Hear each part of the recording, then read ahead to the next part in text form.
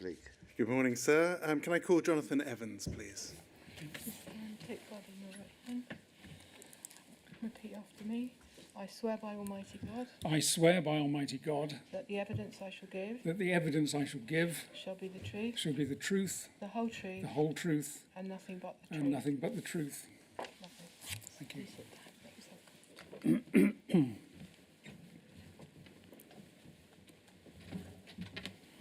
Thank you. Can you give your full name, please? Jonathan Evans. Mr. Evans, you should have in front of you a witness statement. I have. That statement, I think, is dated the 16th of September of this year. Is that right? It is. Could I ask you to look at page 22? That's the final page of the witness statement. Yep, Is that your signature there? it is. Thank you. And is that statement true to the best of your knowledge and belief? It is. Thank you very much. For the purpose of the transcript, that statement is WITN 034601000. Thank you very much for attending today, Mr. Evans, and for giving that statement. That statement will now go into evidence and the exhibits as well. And the questions that I'll ask you today will really build on what you've already said within that statement. I'm going to start just by way of background with the various roles that you have held over the years. You started in 1974 as a management trainee at the Post Office. I did, Is that right? Among other things, you were in 1984 an assistant head sub-postmaster in Leicester. Is that right? Assistant head postmaster, not a sub-postmaster. Assistant Yeah. postmaster. You became sub-postmaster's manager at Post Office Counters headquarters. Yep. You became, after that, the general manager in the Midlands region. Is that right? Yep. You were network director between 1995 and 1999. Yes. Director of Shaping Competitive Success Programme in 1999. Secretary to the Post Office between 1999 and 2001. And then company secretary of Consignia and then Royal Mail Group between 2001 and 2010. Is that right? That's correct. Thank you. And it's those later roles that we'll principally be focusing on today. And I'm going to take you broadly chronologically. I'm going to start in the late 1980s, early 1990s, and your role, including that of general manager. Those roles that you held at that period presumably were ones that involved quite a lot of contact with sub-postmasters. Is that right? Yes, it is right. In fact, going back further to the time that I was at Leicester, that also had quite a close involvement with sub-postmasters, because I was in charge then of I think there were about 150 post offices in Leicestershire. So I was that was part of my remit to look after those. So I had pretty close dealings with the sub-postmasters and the Federation representatives. So over those years, over those decades, you got to know sub-postmasters pretty well in the way that they worked. I did, particularly in the role as sub-postmasters manager, where the whole job was around dealing with the contractual issues and remuneration issues and a whole host of other things to do with sub-postmasters. So that involved a lot of contact with the Federation and sub-postmasters themselves. On the subject of contractual issues, presumably you were familiar with the requirement of sub-postmasters which made them contractually responsible for certain losses. Yes. You would also presumably have been aware of prosecutions in those early 1990s. Yes, and indeed before, and really this was a point I was wanting to establish with you. That one of my earliest recollections when I was at Leicester, not actually in connection with a sub-postmaster, but with a young postman who had tampered with a gyro check, and it was a clear case of fraud. And I recall vividly that the investigations people came to me and said, "Look, we've got this chap, as they would say, bang to rights. We ought to prosecute him." I'd already seen him in terms of his dismissal from the company, but I took the view that he was a 17 or 18-year-old lad, and it would be inappropriate to prosecute him. Now, the reason I raised that, and I had a similar experience actually when I was when I was in the Midland region, where we had the choice as to whether to prosecute somebody. This was a sub-postmaster who had been guilty of or accused with being a sort of inside job with benefit encashment fraud. But 6 months previously, we'd given him a bravery award because he'd had an armed attack on his post office. So there was the question, do we prosecute somebody who, how would that look? I can't remember how that one actually ended up. But the point I'm wanting to make is that throughout my time in line management, it was line managers who had the ultimate responsibility to decide whether to prosecute or not the investigation people, not the lawyers. It would come to line management to decide. Do you know what period that ended? I can vouch for that being up until the end of my time as network director. What happened subsequently is, to me, an interesting question. So up until 1999, it was the line manager Yes. that took the ultimate decision. Yes. I mean, clearly they'd be influenced to an extent by what the security people, the investigators, the lawyers were saying, but they exercised judgment in terms of what the overall picture looked like for a particular individual and what he or she was being accused of to decide how to progress it. Was that part of the consideration of the public interest more broadly? I think it was more what seems a reasonable thing to do, based on managerial judgment, really. I'll put it that way. And your experience of that, was that on the paper-based system rather than on an electronic system? Yes, absolutely. Did those roles, so we're talking about pre-1995 roles, give you a good overview of how the company worked? I would say so. I mean, one of the great advantages of when I joined the post office, when I did, it was a 2-year training program, which got you to experience all aspects at ground level of how the business worked. So I spent time as a postman. Went out on a delivery round. I spent time on the counter.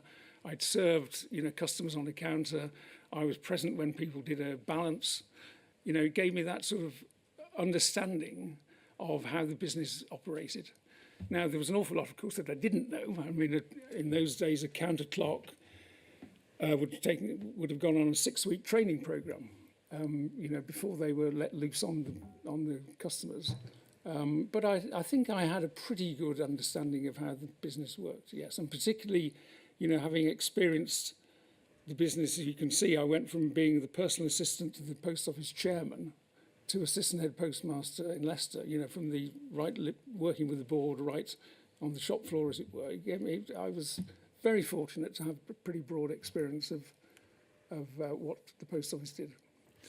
When you became regional manager, did you expect management to take your concerns as regional manager seriously? Yes, I think so. I mean, was the role of a regional manager quite significant because they were the link to the sub-postmasters? They were there were 7 regional managers when the post office counters reorganised itself in 1993. I'd led that reorganisation and ended up as one of the 7 regional general managers.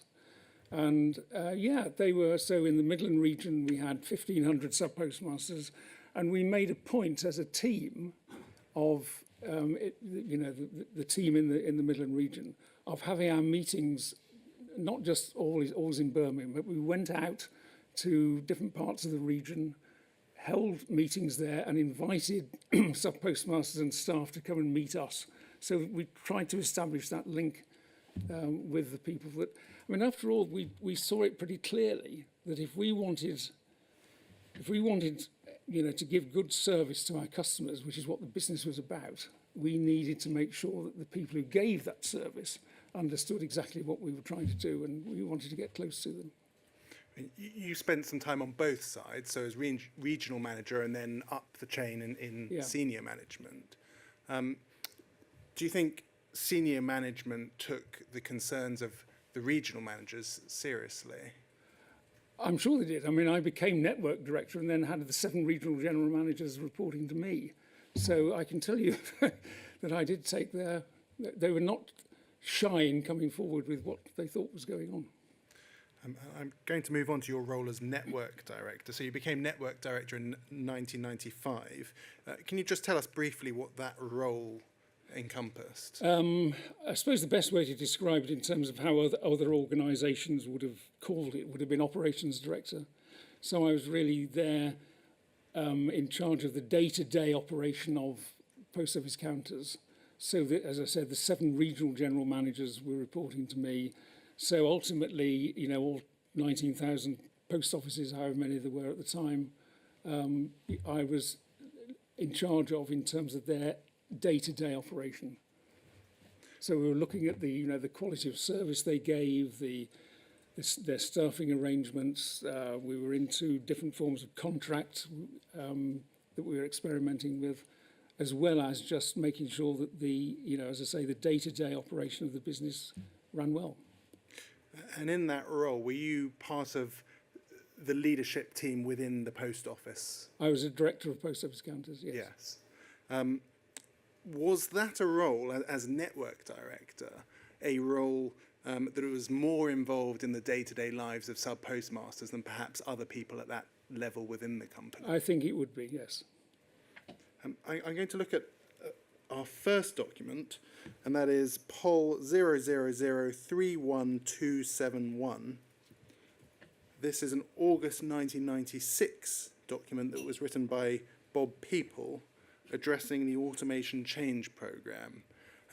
Very briefly, can you tell us what the Automation Change Programme was? What I think it was a managing a number of automation projects that were going on in the business and putting some collective weight behind them to make sure they integrated well and so on. I think it was that. So this was 1996. Yes. So this was the early days of Horizon, and there would have been some other automation issues around. I can't describe it much better than that. Than I think is in the document itself, which describes the purpose of it. Thank you. Can we look at page 6 of this document, please? Page 6 sets out the purpose of the Automation Transformation Steering Group. And I'll just read that purpose. That says, to provide leadership and direction to the transformational programme and shared ownership of the business vision which it supports. The steering group is responsible for monitoring and reviewing overall progress towards the successful completion of the automation programme and achievement of the strategic targets which have been set. You refer in your witness statement to the terms of reference of the Automation Transformation Steering Group. Is the terms of reference that paragraph, or is it, if perhaps we could scroll onto the next page and after, there's reference of outputs and inputs. What did you understand to be the terms of reference of that group? I would say all of this, actually. So the purpose, inputs and outputs would have described what the programme was about. And can we look at page 9, please, which sets out the membership? Looking at the names there, it seems to be quite a significant role, in that you have Bob People there, you're mentioned there, Roger Tabor is there. Did you see it as a significant role at the time?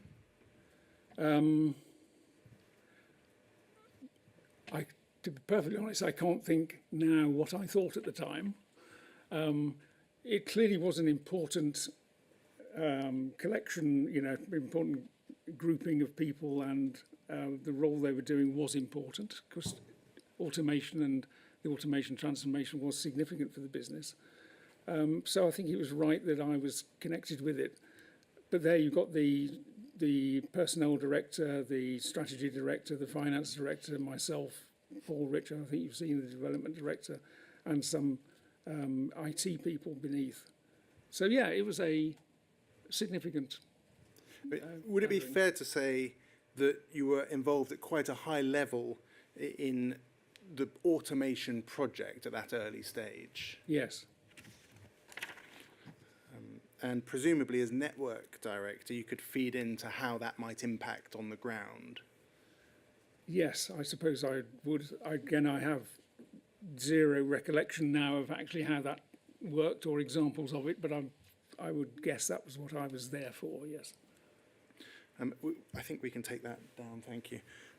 Bob People, we've seen, is on that membership. He was also on the evaluation board in 1996.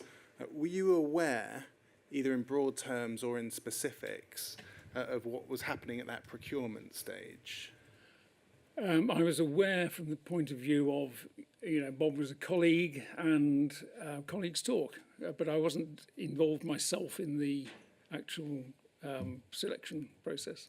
I mean, we've heard, for example, that Pathway wasn't the most technically attractive option. Was that something that you would have been aware of in 1996?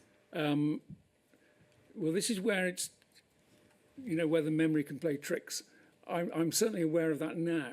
Whether I was aware of it at the time, I'm less sure.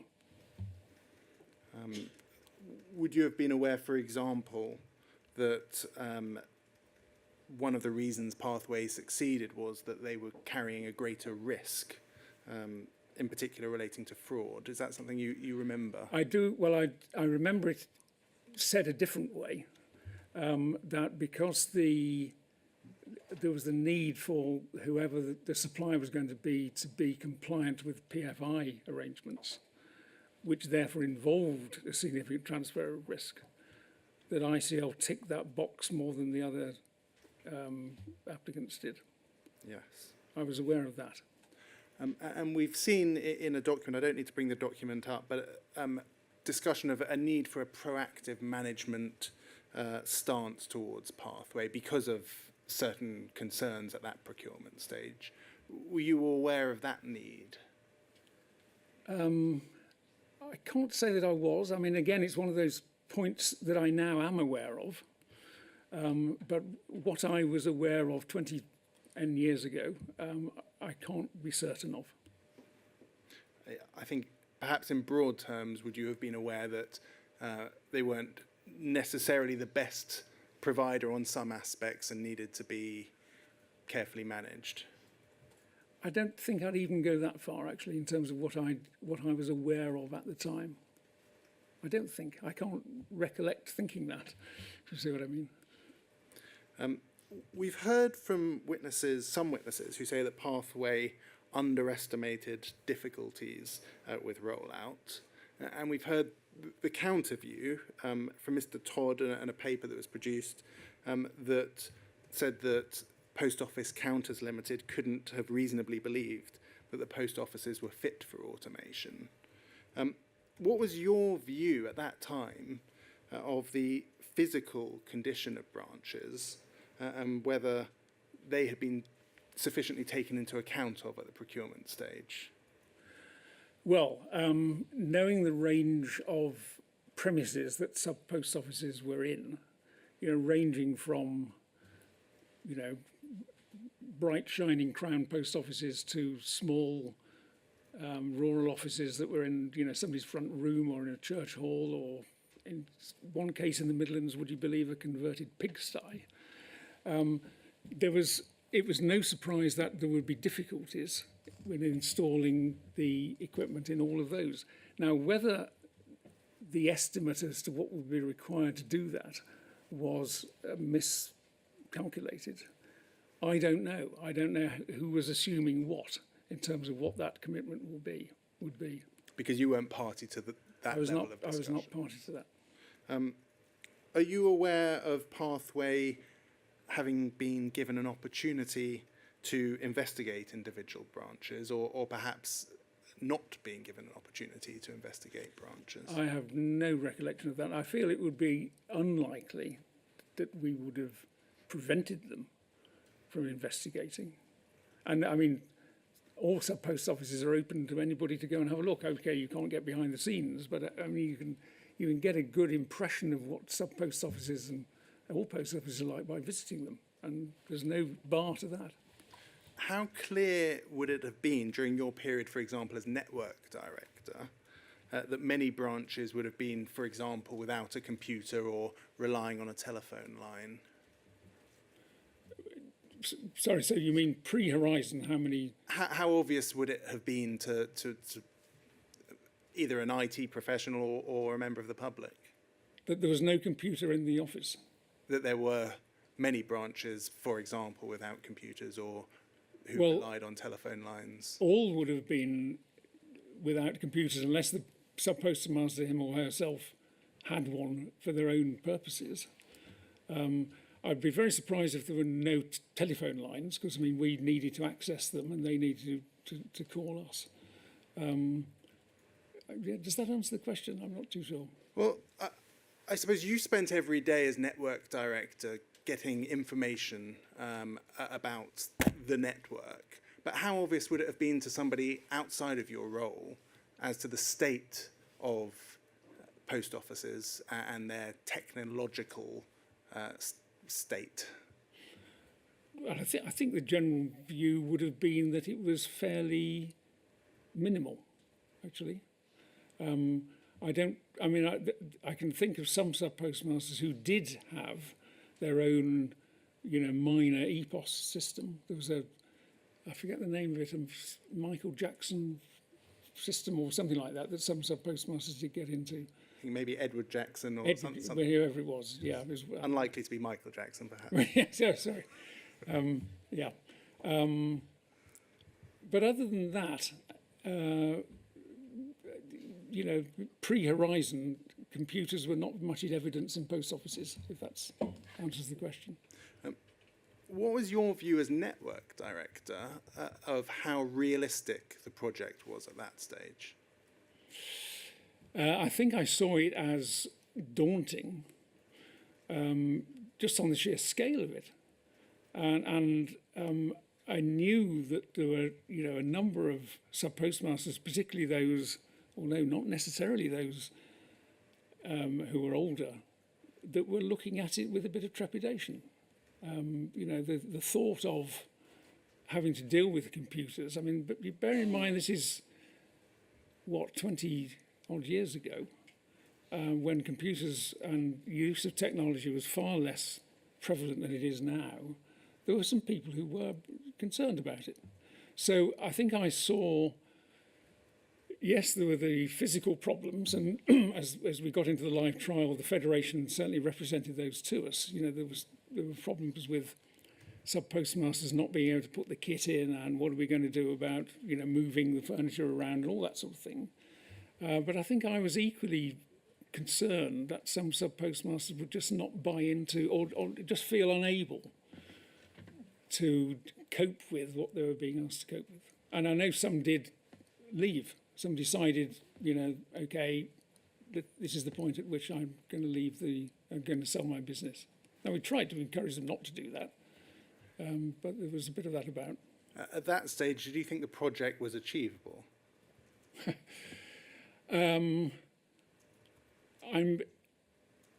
am of an optimistic tendency, so I feel sure that I would have felt that, even though I recognised that it was not going to be a walk in the park. Do you remember the views of others at that stage in senior management?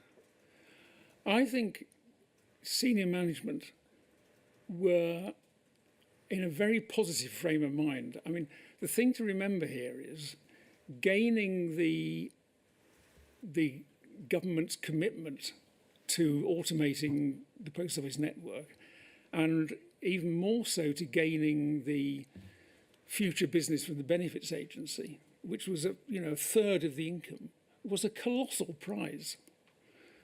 Not just for the business, but for sub-postmasters themselves who had invested, I think it was estimated $1 billion collectively into their offices.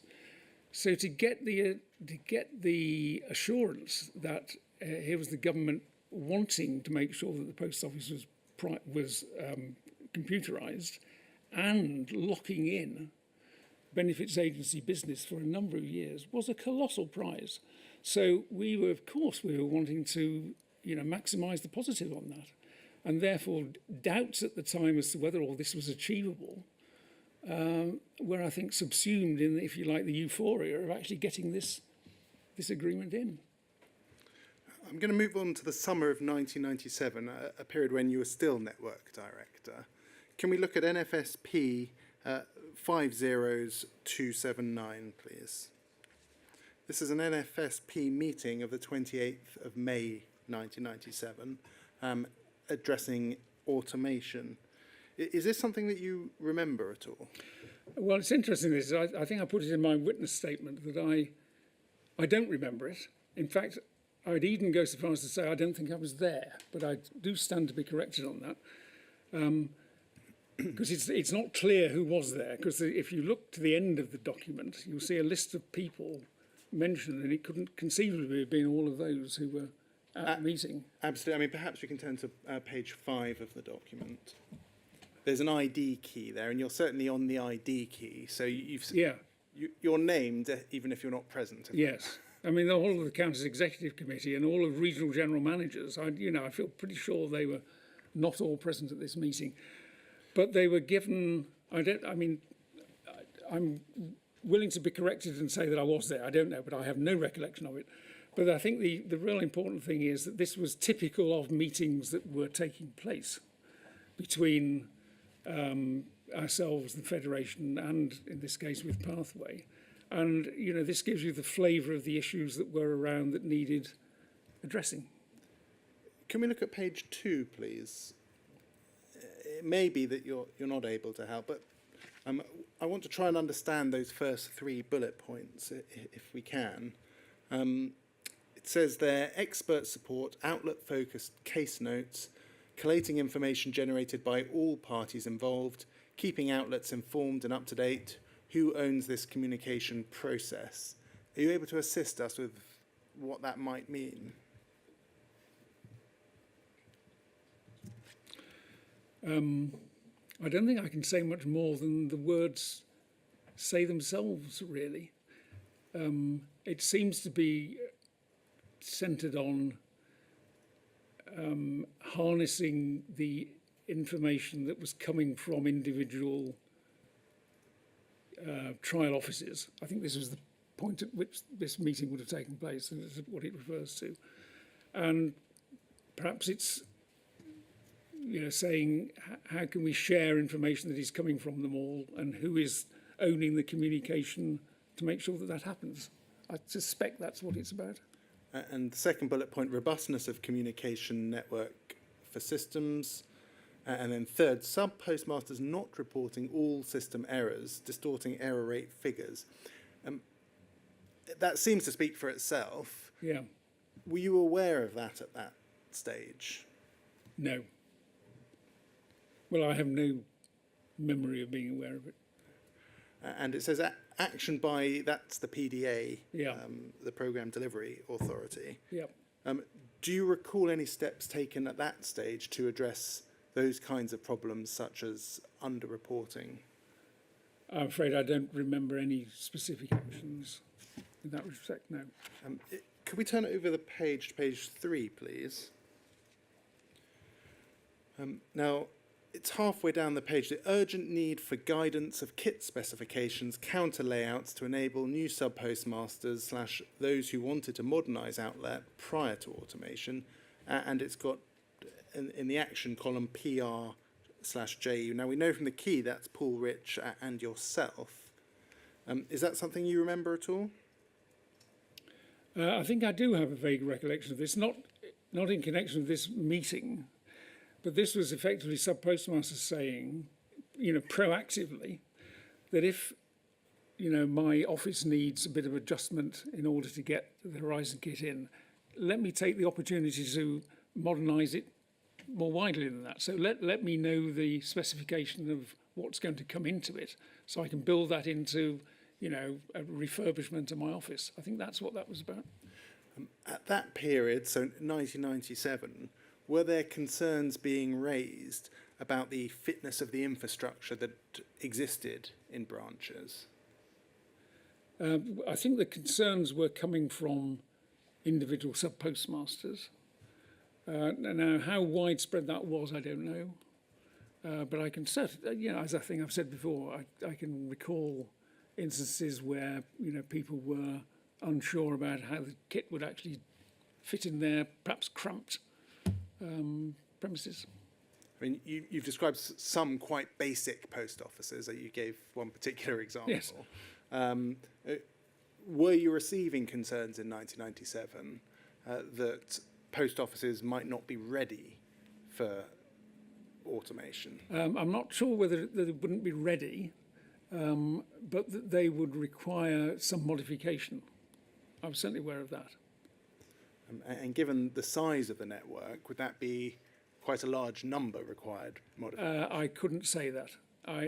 My impression now, I think, would have been that it would not have been a significantly large number. Still in the summer of 1997, can we look at poll 000396675, please? This is a note or a letter of the 2nd of July 1997. Now, it says from Don Gray. Is that regional manager of the North East? Yep. So that's the equivalent to what you were in the Midlands at one Yes. stage. Yes. And you've already said that the views of the regional manager is taken seriously by management. Yeah. The date is on the second page, so we don't need to turn to that yet. But can we look at that first substantive paragraph? So if we could scroll down slightly, point 1, entitled Live Trial Review. It seems as though what is being emphasised there is the importance of a live trial of the system. Is that Yeah. a summary? Yep. And it says there, some of this review will be embedded in the work commissioned by Jonathan after the CEC away day in May. Are you the Jonathan there? Yes. Yes. Do you remember that? No. Unfortunately, I remember when you sent me this document to me fairly recently. It was as if I was reading it for the first time. It says, I understand that you've recently asked trial region managers to provide comment on experience to date. How does this fit with other activities, and how are we ensuring a coordinated and comprehensive review of all elements of the live trial?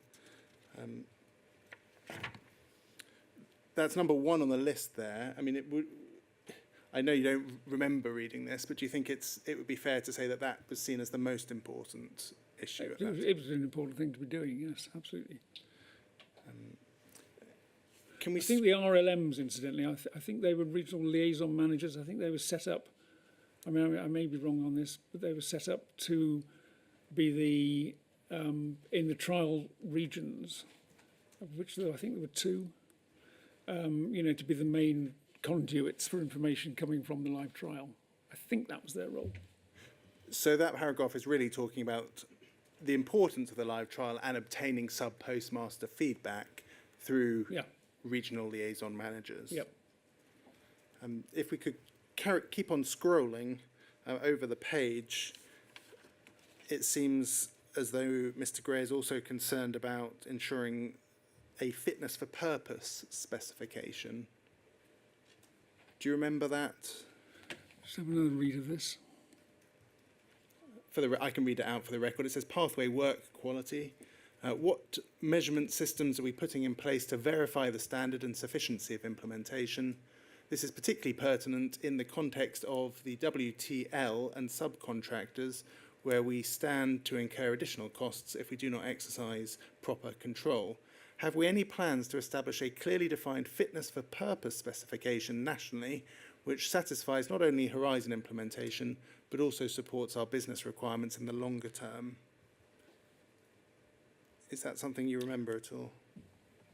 I'm afraid I don't, but I think what it's getting at is to do with the hardware installation in branches, and whether we had established a sort of minimum level of, what is it saying here, standard and sufficiency of implementation, how would we know to judge whether what Pathway had done met a requirement? And I think this is Don asking the question, what is the answer to that?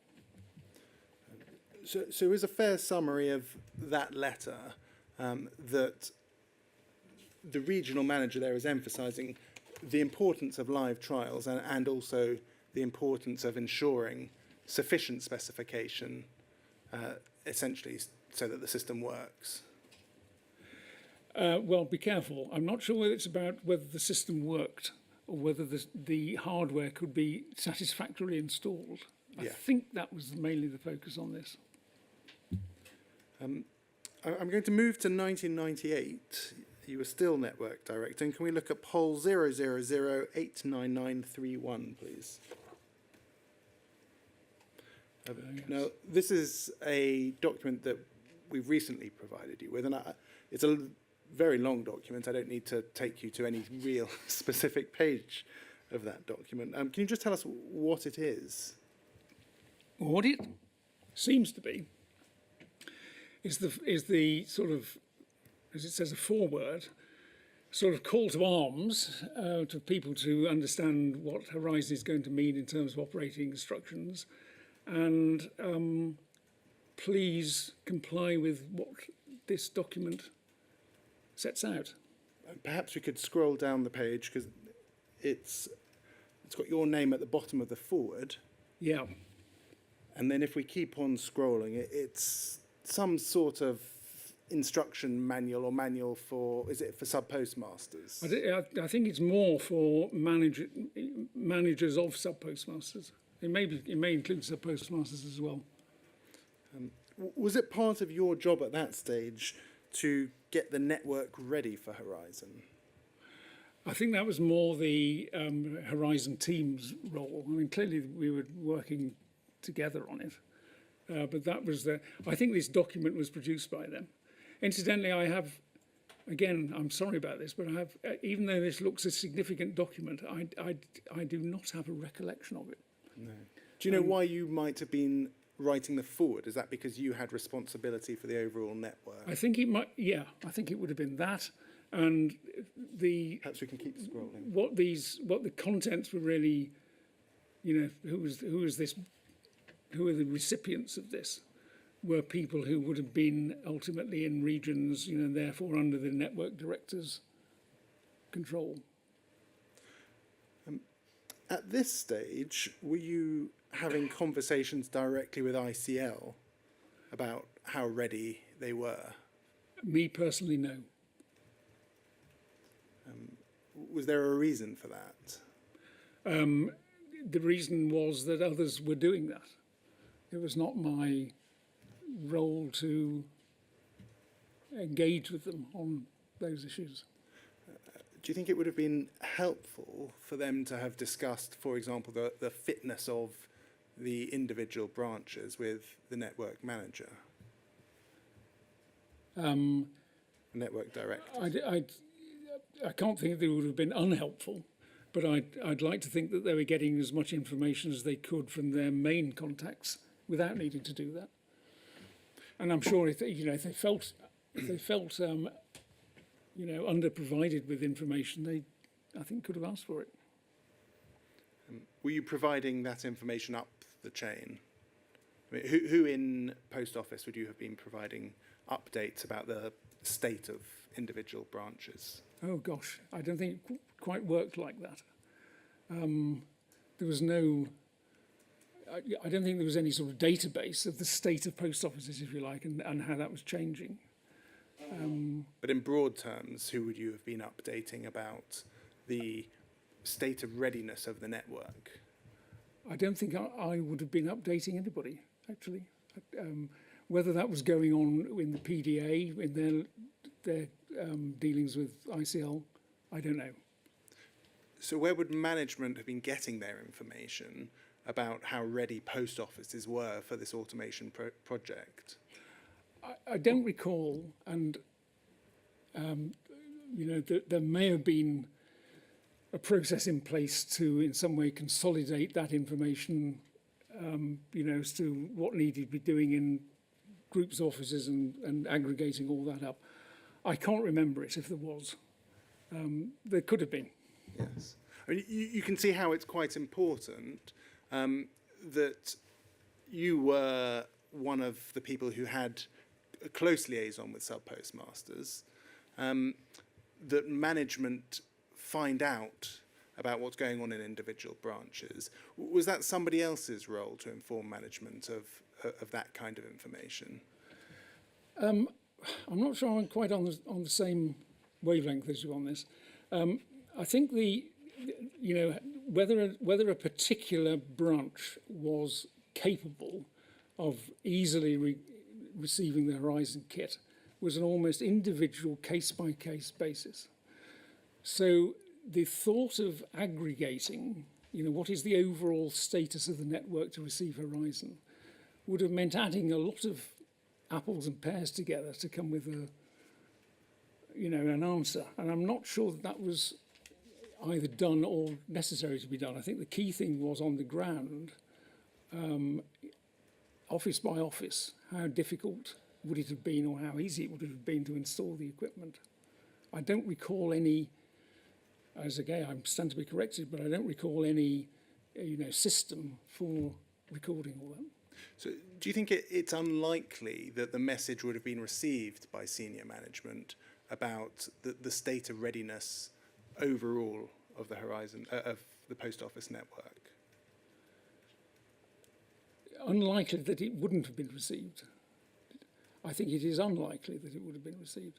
I mean, all the directors had their ears pretty close to the ground. And if this had been seen to be, a major issue, boy, we've got this Horizon system in, but we can't fit it in anywhere, that would have registered, of course it would. But I don't think it was on that scale. You sat on the Treasury Working Group. Why, as Network Director, were you on the Treasury Working Group? It's an interesting question.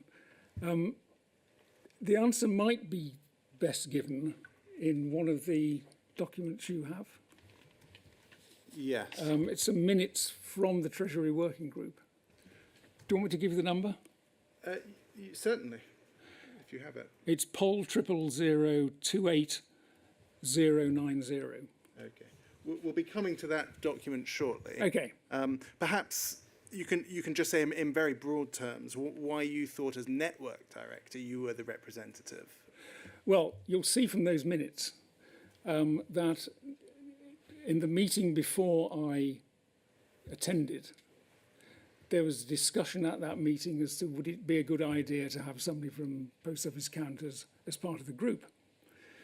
Again, you'll see from those minutes that it was commented it would be very helpful for presentational purposes, I think it was put.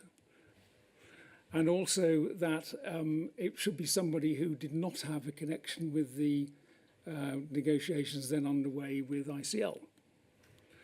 And also because there would be some analysis that needed doing in terms of the impact of Horizon ceasing or being altered on the size of the network.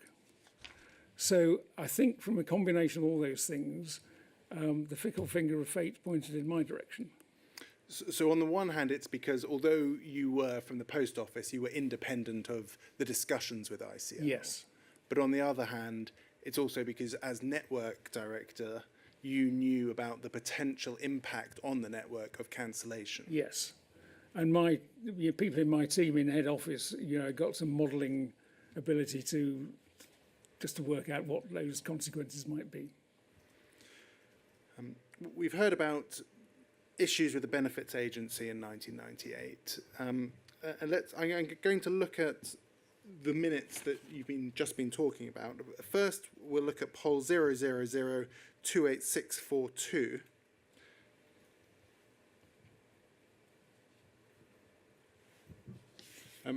This is a discussion paper that you wrote for the Treasury.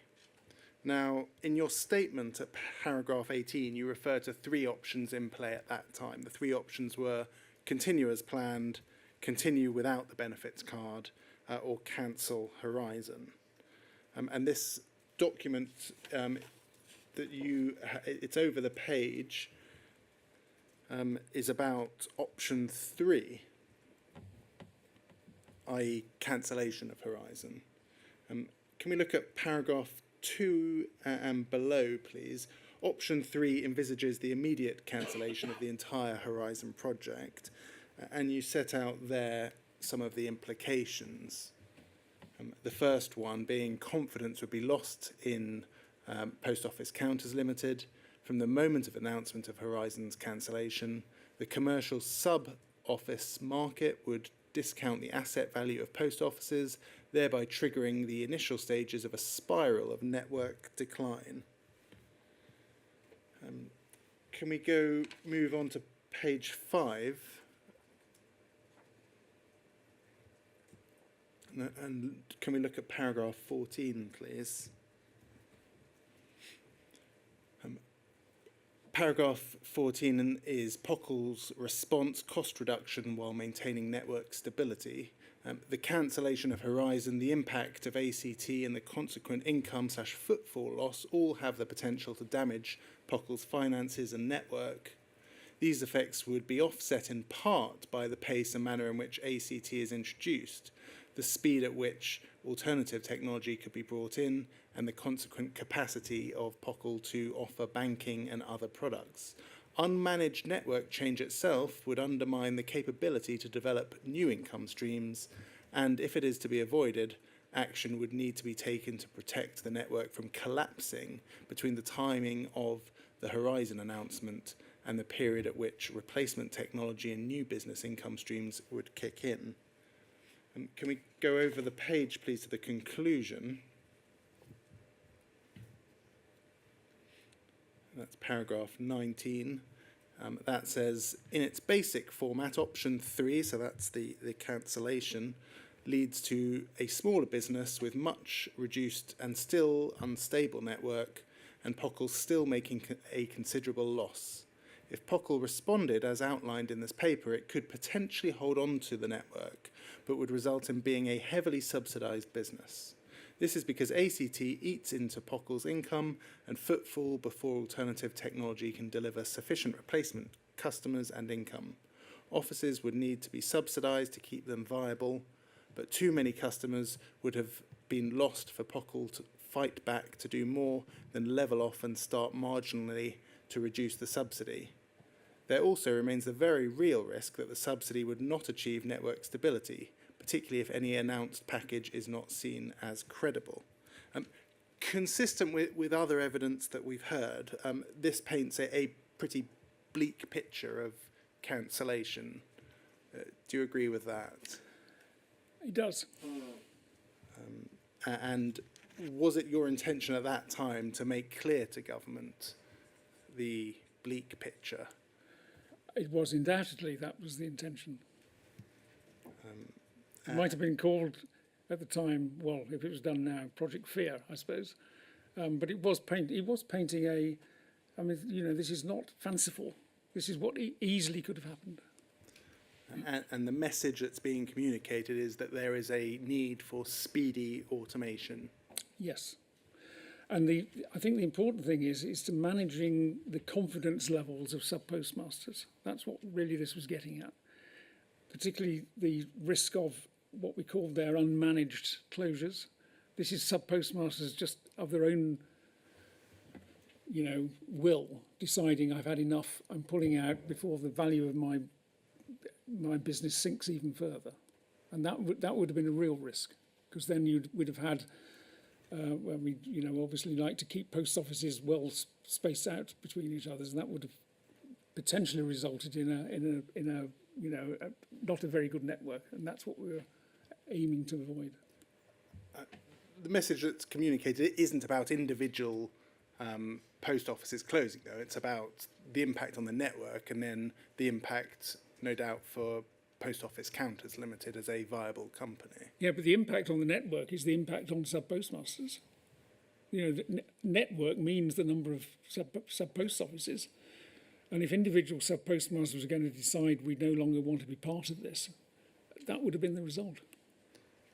But would you agree that the message that's being communicated there, it's not focusing on the impact for the individual sub-postmasters, it's focusing on the impact for the company? Well, I would suggest it's actually focusing on both, because this does talk about the confidence in the sub-postmasters market, higher up in the document. I mean, it's doing both. It would mean that POCL would get into a heavily loss-making position, and that the impact on the network, i.e. sub-postmasters, would be considerable. I mean, when we look at the conclusion, it talks about a heavily subsidised business. Would the subsidy be going to the company or to the individual sub-postmasters? I think the implication here was that to keep sub-postmasters in business, we would need to artificially maintain their remuneration levels, and which would require the company to have a subsidy. So effectively, the company will be being subsidised by government in order to subsidise sub-postmasters. Can we look over the page to page 8, please, to Annex 1? Annex 1 sets out the products and services that Post Office Counters Limited would develop on Horizon. I don't need to read the whole page. Perhaps we can do a slow scroll through that page as well. It talks about, for example, the government gateway. It talks about, that itself presumably would have been very financially significant to the company. Yeah, these are ideas that we were working up with the help of McKinsey's. So I think there was a McKinsey's person with us at this meeting with Harry Bush, and thinking through what is the future strategy for post office counters to be, and we focus on these. I think the three critical markets: financial services, banking transactions. This big idea of post offices being, as we call it, a government gateway, where people would be able to do a lot of government business, in a sort of synchronized way. So instead of having to, if you moved house, to tell DVLA and other government organisations what your new address was, you could go into a post office, do it once, and it would spread out. That was the sort of big idea. It proved more difficult to do than the idea sounds in the end. But we were certainly focusing, and with a lot of government support, on making the post office network be that government gateway. And obviously also the third part, remembering that we are still part of Royal Mail, and Royal Mail and Parcel Force were major sources of business. Can we look at the paragraph that's just at the bottom of the screen now, beginning, "It's important." It says, "It's important to note that the time frame for POCL to achieve the full potential identified in these markets is circa 10 to 15 years, and much has to be done to reposition POCL to face up to these markets successfully." Is the message that's being communicated in Annex 1 that there is a long-term project that will benefit both Post Office and government? Yeah, that's what we were trying to say. And all of that would rely on Horizon? It would rely on Horizon, and it would rely on no shocks to the network that would throw it into instability. So what we were basically saying is, in a nutshell, we're still reliant on benefits agency business. Don't switch that source off too quickly. It'll need time to get these other revenue streams in. And if we are able to do it that way, then, that is a practical solution to the position we're in. It's certainly saying let's keep the benefits agency part, but it's also quite a significant part of this is we need Horizon come what may. Would you agree with that? It's certainly saying we need automation come what may. Yes. Can we go to poll 0002890, please? And this is September 1998, and these are the beginning of the minutes that we just talked Oh, yeah. about. Yep. Page 1 shows that it's from the Treasury. This is papers for the second meeting of the 25th of September. So the 25th of September, we'll come to it, but that's, I think, when you attended for the first time. And these papers include the minutes from the first meeting. Yeah. Perhaps we can look at page 3.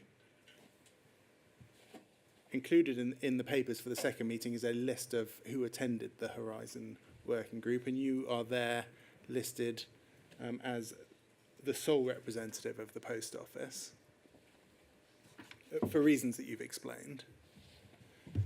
And can we go over the page, please, to page 4? And this is the minutes of the first meeting. So that's a meeting that you weren't at. And can we go over the page, page 5, please?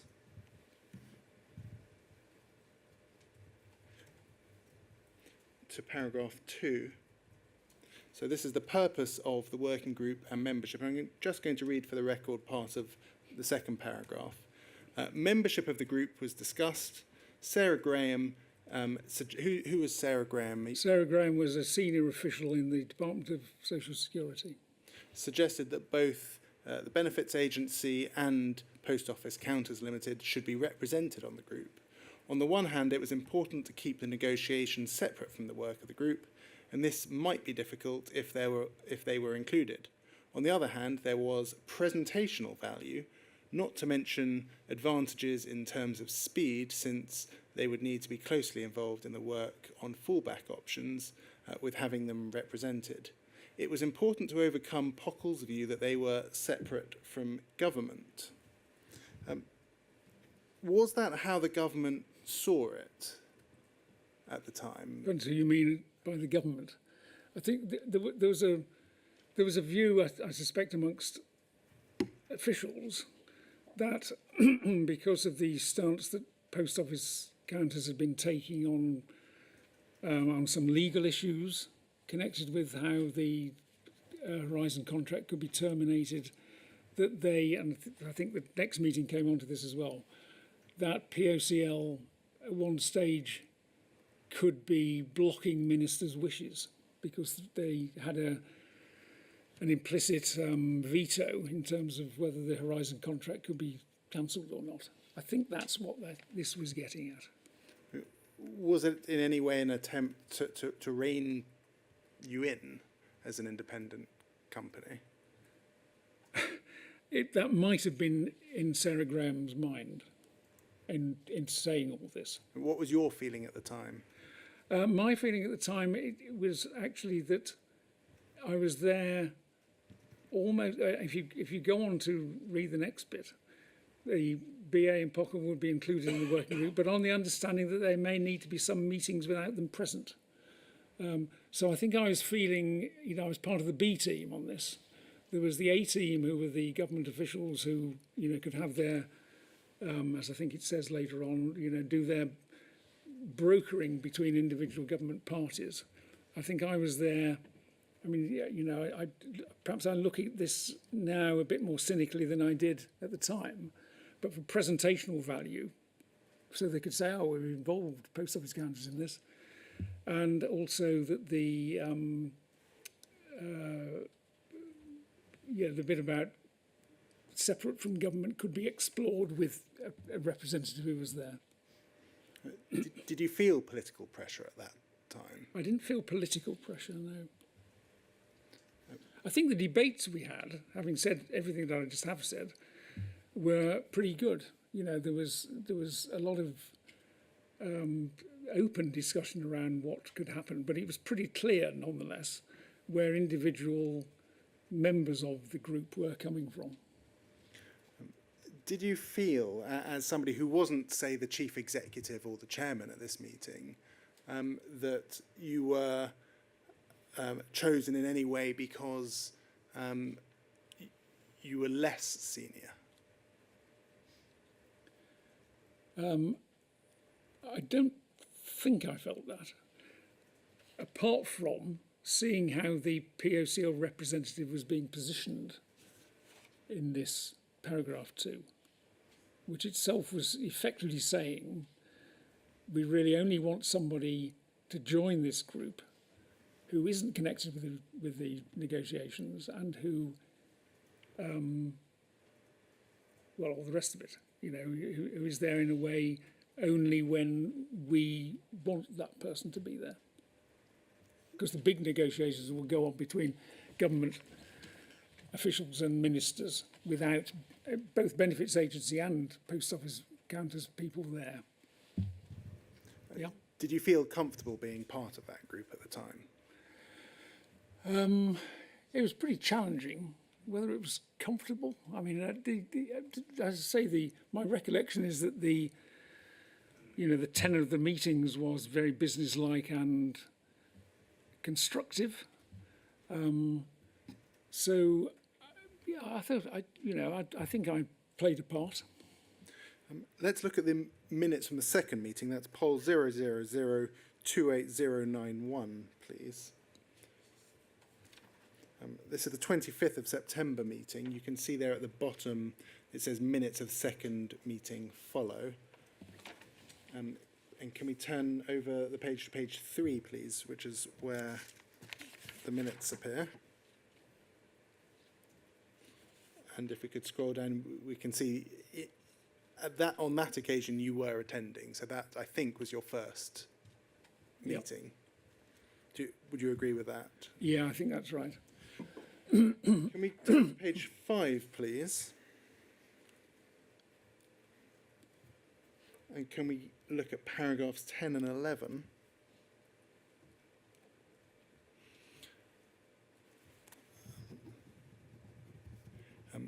Paragraph 10 says it's talking about the viability of option 2 using Horizon without a benefit card. This concerns the technical and commercial viability of option 2, asking the question, if there is no BPC, would Horizon be a sensible solution for POCL in technical and commercial terms? This issue is being addressed by KPMG. George McCorkle noted that this work should take account of where the Post Office itself wanted to go. And then it moves on to what you've said. It says, Jonathan Evans explained that if the BPC was cancelled, POCL would wish to review its options and requirements and re-tendered. AS, who's AS? Adam Sharples, the Treasury Chair of the... He suggested that if the Horizon system was worth pursuing, it would be surprising if taking out one component would require starting again from scratch. Restarting would delay by several years, so continue with the BPC must be a serious contender for a fallback option. Without the BPC must be a serious contender for a fallback option. Now, you're saying there that you might look again and even carry out a retendering exercise. You've already described today what you call Project Fear. Was the approach at that meeting to effectively provide a negotiation tactic and to scare them into POCL potentially pulling out? Was that a serious I think it was, possibility? Yeah. I think in an ideal world that is what we would have wanted to do. Because bear in mind, here we are, this was in 1998. Yes. Probably 3 years on after the initial tenders were sought for the system, by which time technology had moved on a lot. And we had, the Horizon system was built with the BPC in mind. If we were just going for a simple EPOS system, we might have wanted to have done something different, simpler, perhaps less expensive. So I think that's the point I was making. Whether it was, Adam Sharples immediately, if you like, closed it down, and there was a clear view that I do remember getting from these series of meetings that, if you like, ICL needed to be kept in the ring. Was it a seriously held option by Post Office Counters Limited, though, or was it more of a negotiation tactic? I wouldn't like to in a way, demean it by saying it's a negotiation tactic. I think it was a genuine view at the time, but I think we realised as time went on that the cost of cancelling Horizon completely, which this is what would have entailed, even though we could have invited ICL to retender, were really insuperable. And as I say, the sort of prevailing wind that we were seeing was that ICL needed to be, perhaps for cost reasons and perhaps for other reasons, needed to be kept in the ring. Thank you.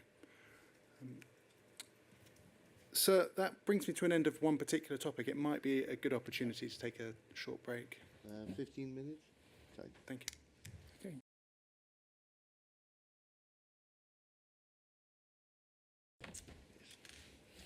Thank you very much, sir.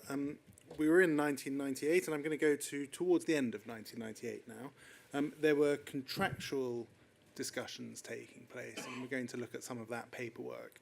Can we look at poll 000311119, please? Thank you very much. So this is a letter from Hamish Sanderson at Bird and Bird to yourself and others. Is that part of the Treasury group, those recipients? Some of them are. I don't recognise Marilyn Morgan. And I mean, Jeff Triggs, solicitor from Slaughters, was not a member of the working group, and neither was Paul Rich, actually. So this is I don't think this is necessarily connected with the Treasury working group. I may be wrong, depends on what is beneath it. Can we look at the next page? Oh, yes. Yes.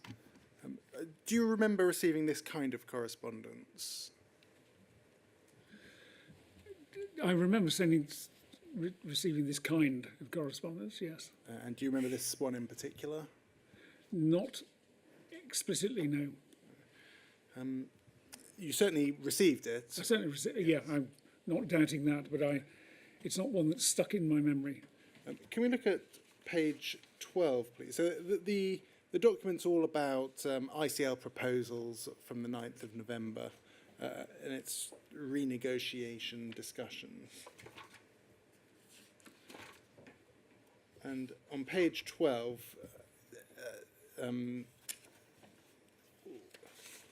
it's Mr. Sanderson and Hazel Grant from Bird and Bird, and they're assessing the potential change in contract. And can we look at, yes, paragraph 29 addresses fraud risk. It appears there that ICL wanted to carry less fraud risk. Is that something that you remember? Again, I'm aware of that, but whether I was aware of it at the time or whether it's gone into my mind since, I couldn't say, but I am aware of that issue, yes. I mean, you've said this morning that you were aware that one of the reasons why ICL was awarded the contract in the first place was because they took on a greater fraud risk. Yeah. Do you remember discussions during this period about taking on less fraud risk?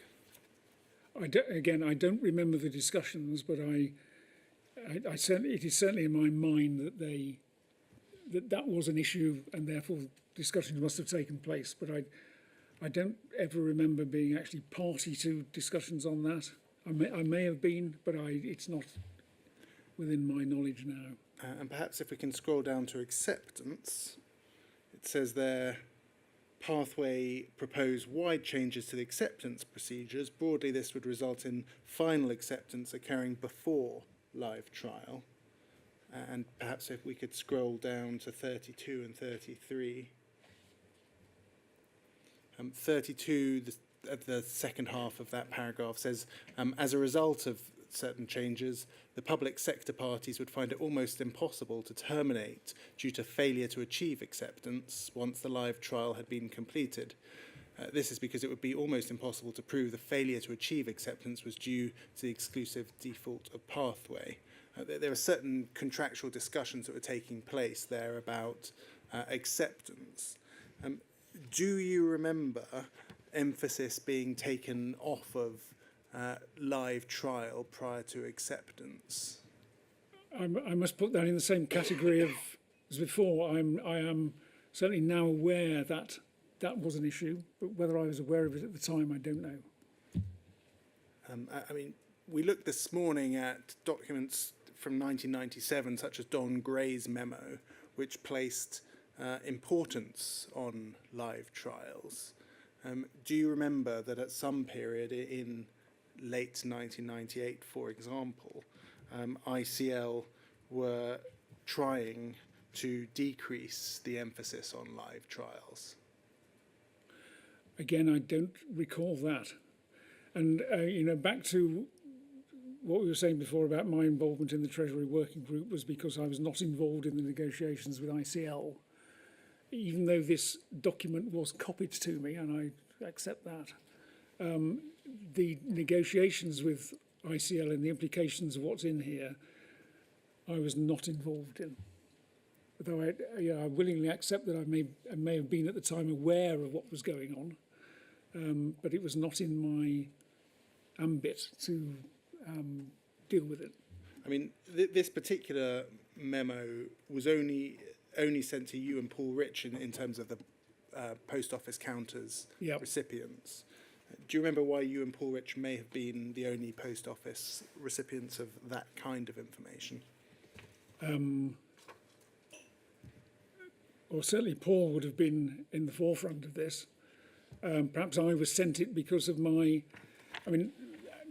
alongside my involvement in the Treasury Working Group, I had become a sort of conduit between post office counters and the DTI.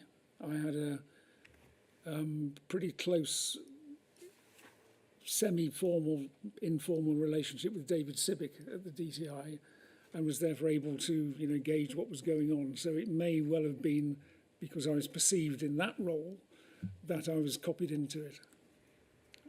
Do you remember Bird & Bird acting as program lawyers? It was the BA POCL Automation Program. Yes, I do. Yes. So do you remember being part of that core group? No.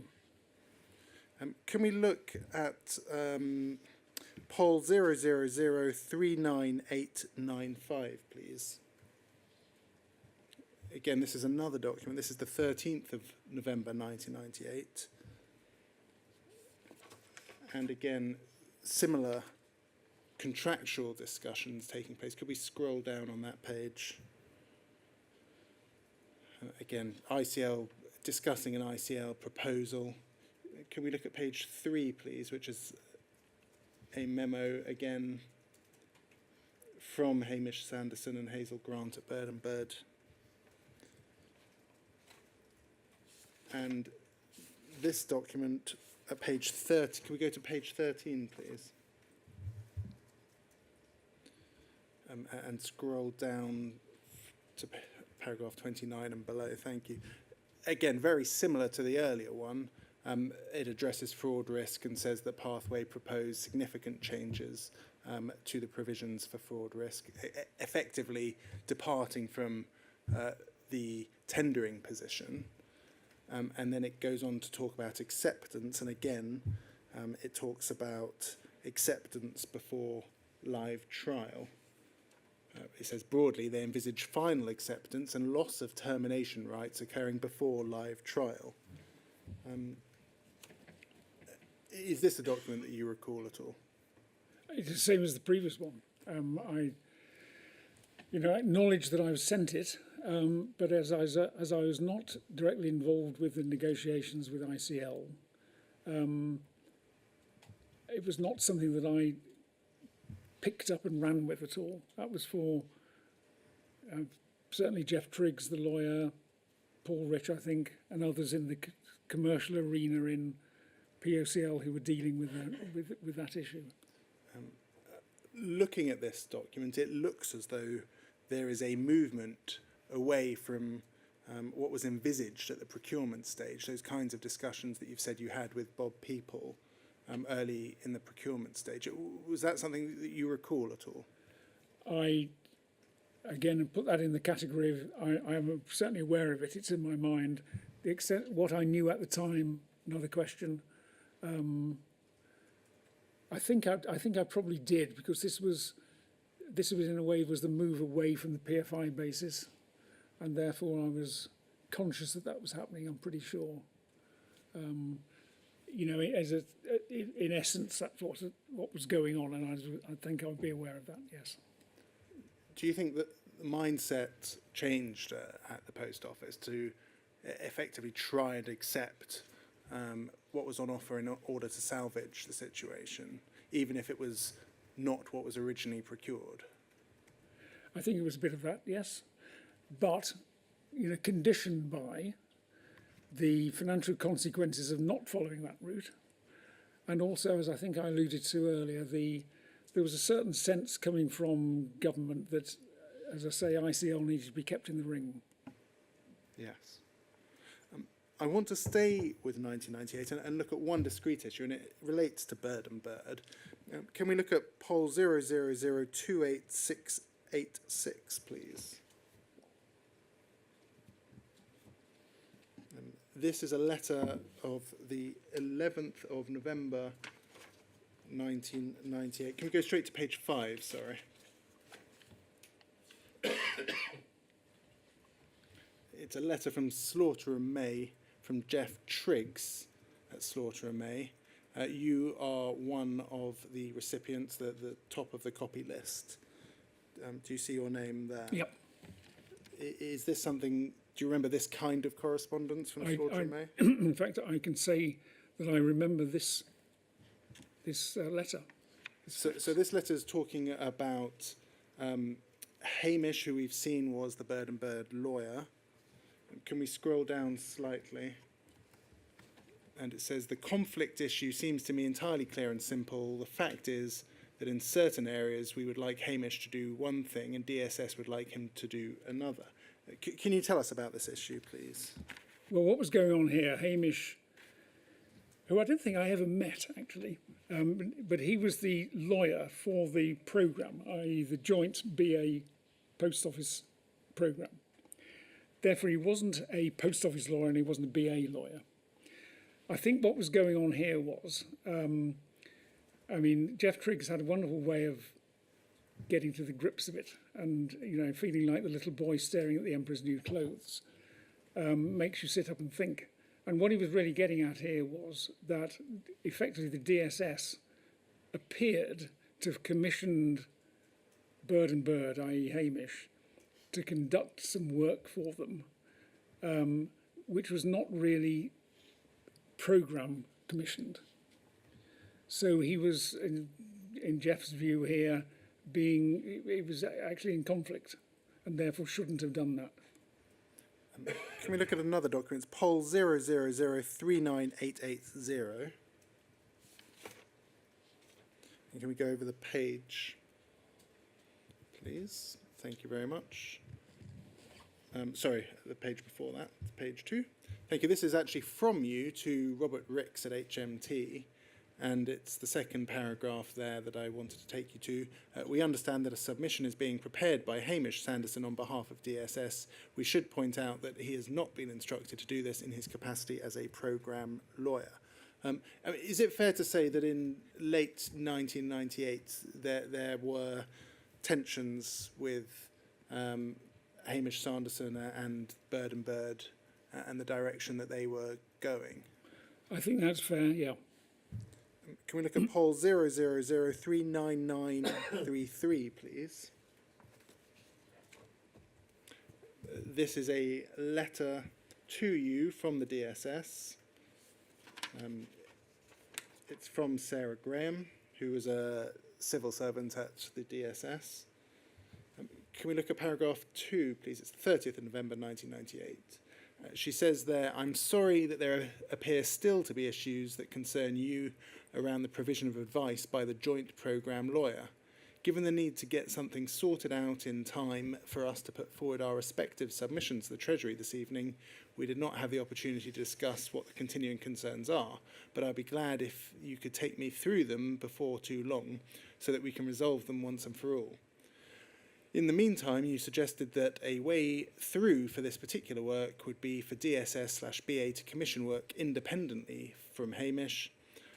I agreed to this, but pointing out that the basis for seeking his advice is, of course, that he is the joint programme lawyer with the expertise that goes with that, and it is in this capacity that we are seeking such advice. Can you explain that at all? I don't think I can. It seems to be somewhat contradictory. I mean, why is this correspondence taking place with you in particular? I think I was I don't know, I think I was in a position where I was being used as a sort of front person in a way for post office counters for issuing letters like this. You received a lot of legal advice as part. It's the Treasury Board. Is that? I mean, where it says joint programme lawyer, is that linked presumably to the Treasury Board? No, No. the joint program lawyer is the PDA, you know, the BA Pockle Yes. program, and he was the lawyer for that, Okay. separate from the Treasury review. We've seen a lot of legal correspondence in November and December 1998. I'm not going to take you to those documents, but just for the record and so that they're in evidence, they include Pol 00039924, Pol 00039902, Pol 00039928. At some point, it seems Bird and Bird were separately commissioned by the DSS to carry out some work. Do you remember what that work was? We can take down this particular document. Thank you.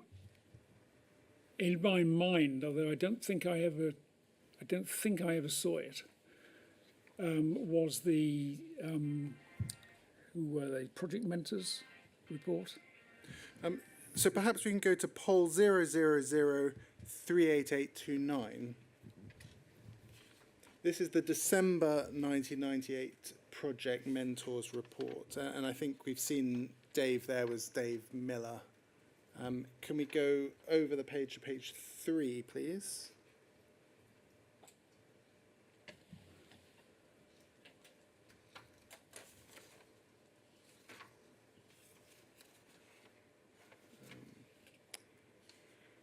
So you're not a recipient of this particular document. We know that it, I think the first page has Mina Rigo's name on it as well. Do you remember seeing this at all? I don't. You don't? I don't know. Can we go to page 5, please? Again, I mean, it's consistent, certainly, with the kinds of correspondence you were receiving at the time, because it's from Hamish Sanderson at Bird and Bird. But at this period, you're not copied in. Did something happen in November, December for you to no longer be a recipient of this kind of correspondence? Well, this was moving towards when I was moving off the role of network director. I'm not sure that had happened though in December 98. Am I right in thinking that in the, you know, if you scroll up, this was such a confidential document that it was not to be shared with anybody else? Did it say that?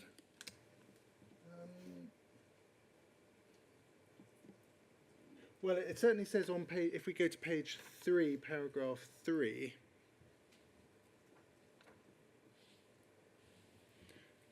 it's legally privileged and has been communicated to us as the joint programme lawyers. Accordingly, it should be given the most limited possible circulation on a need-to-know basis. I probably didn't need to know. Can we look at page 5, please? I don't know if you've seen, if you've been watching the inquiry and seen this document brought up on screen before. You've certainly, it's in your bundle, so you probably have considered it since. There's a quote there from the Project Mentors team, and it says that they're deeply concerned that their findings show a serious problem with the way in which ICL Pathway have developed the system.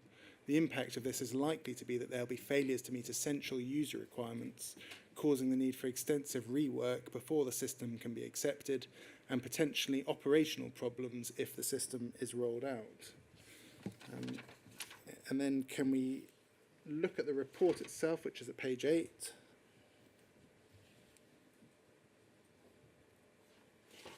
Thank you. And over to page 11, please, which is where the report begins. And at the bottom of that page, we have scope, paragraph 1.3, and it says at the very bottom of this page, we have to date considered only the BPS system. Further work has recently started to perform a similar assessment of the approach adopted for other elements of the system, such as EPOS. Nevertheless, our findings are, in our view, sufficiently serious to bring into question the whole of Pathway's design process. And I'll only take you to a couple more brief extracts from this report. Page 14, please.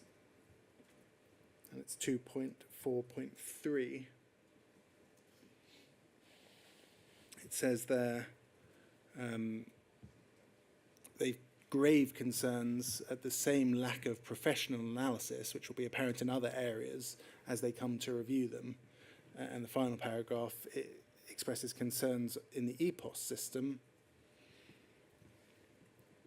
And over the page to paragraph 2.4, our experience of systems where requirements have not been analysed satisfactorily is that the system fails to meet the user's needs. An effective acceptance test will identify many such failings, necessitating considerable work, etc. Now, I know you say that you didn't see this or don't recall seeing this document. Were you aware of those concerns at that time? I must admit I don't recall. And they're pretty explicit and, you know, serious criticisms. And I feel sure, had I known about them, I would have remembered them. But I must admit I do not remember seeing this report, and the extent of what this is saying in this report. I do not recall that sort of registering with me, as I feel it would have done had I seen it. You've given evidence about the dispute with the instruction of Hamish Sanderson and those concerns that you had. In what way, if any, did they feed into the seriousness with which this kind of report would have been taken? I can't answer that. I mean, I think you need to ask that question of those to whom this report was addressed. I mean, we've heard evidence that suggested that it wasn't thought to be a impartial report, that it was in many ways supporting the benefits agency perspective. Were you aware at that stage of those kinds of allegations being made about independence? Well, as we've said, I was aware of the correspondence with Jeff Triggs questioning whether Hamish Sanderson was actually had a conflict of interest in this. I'm certainly aware of that, which I suppose would have therefore cast doubt on the work that he'd been commissioned to do in terms of its independence and, if you like, bipartisanship. But as I say, I was not aware until I read this recently of the extent to which the Project Mentors report was criticising it. So whether that was, in a way, you know, had an element of discounting against it because of the way it had been commissioned, may have been the case, but I can't really comment on that. I mean, given your involvement to date and the involvement that we've seen this morning, do you think that that should have been shared with you?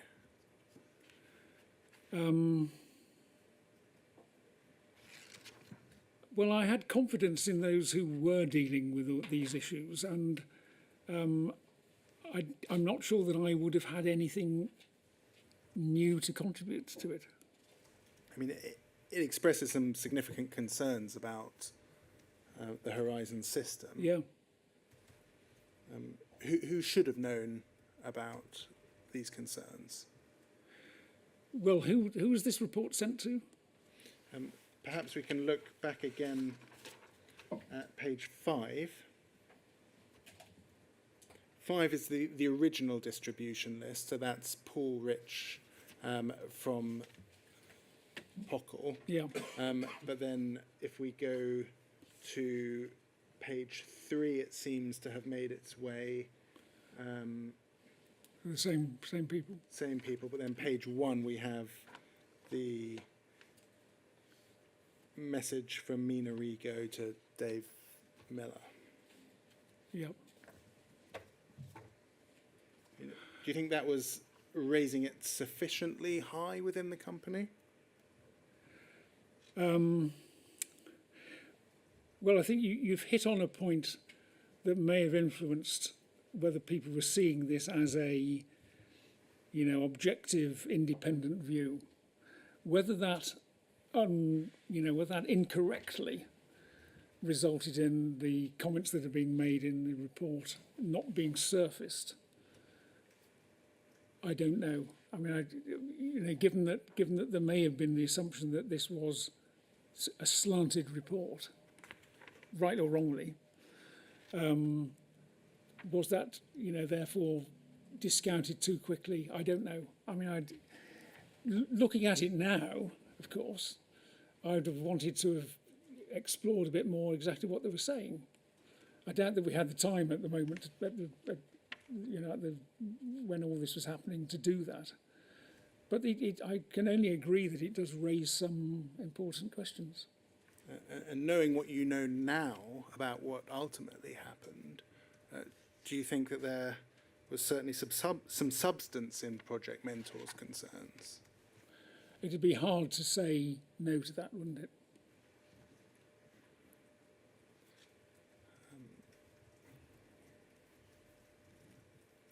As at that period, so 1998, were you aware of those kinds of concerns about how the system had been developed?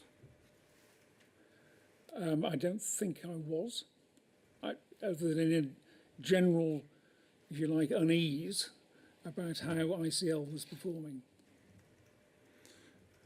There are comments in that report about meeting users' needs and the need for testing. Those, in many ways, echo what Don Gray was saying back in 1997, and this is a year later. Do you think that the Post Office at that stage was placing sufficient emphasis on the need for live testing and meeting users' needs? I mean, I think you can only answer a question like that with the benefit of hindsight. And at the time were the right views and weight being given to issues, I have no reason to query that. But I can say with hindsight, you may come to a different view. I mean, at this stage, was the Post Office management's focus more on securing automation than on those kinds of issues? I think that would be probably true. That was the big, as I said earlier, I think that was the big prize, which we were not wanting to let go. I'm going to move to January 1999. Can we look at poll 000312330, please? This is, I think, what we know as the Tabor review. Mr. Tabor. He was on your steering group we saw at the beginning of today. He's the finance director of Post Office Counters. Do you remember reading this report at the time? I must admit I don't, but I think I almost certainly would have done. But until you sent it to me in the papers, I didn't have a recollection of it. When did you take over as leading Shaping for Competitive Success? Was that after, this is January of 1990? I've been asking myself that question. I think it would have been around March time, something like that. I took that, I first of all joined the Shaping for Competitive Success team and then took over from the director of it, Vanessa Leeson, who was there at the time, because she went off into hospital for a prolonged spell. So and that would certainly have seen me into September. So I think I was there from about March to September-ish in '99. I'm going to deal briefly with this report. Can we look at the first paragraph there? He explains that he's been asked, as a member of the POCL team not closely involved with recent negotiations, to stand back from the deal and review it as independently as possible for a CEC member to confirm that the chosen direction remains sensible. And over the page, please. I'm going to just read out 2.4 to 2.6. At 2.4, it says, the conclusion of negotiations with a firm decision to proceed should put an end to a protracted period of uncertainty, permitting a fresh start with renewed focus not only for the Horizon project, but for the POCL business. Unfortunately, many uncertainties, unanswered questions and doubts about the future remain, so that the benefits of such a fresh start seem unlikely to be obtained without a concerted, focused and single-minded leadership effort by both POCL and ICL teams to emphasise the positive. We can see what's there at 2.5. I think I'll just read 2.6. 2.6 says, several senior managers close to the project but not principal negotiators, whose judgment I respect, express significant reservations about the risks of proceeding. These centre on their continuing doubt about the ability of ICL to deliver a satisfactory product, the absence of transparency in the PFI contract, the risk that the ICL's financial fragility will endure throughout the project, with the possibility of repeated claims on the Post Office for extra contributions, which, by then having no alternative, it will be unable to resist, and doubts about POCL's own ability to give it the focus essential for success.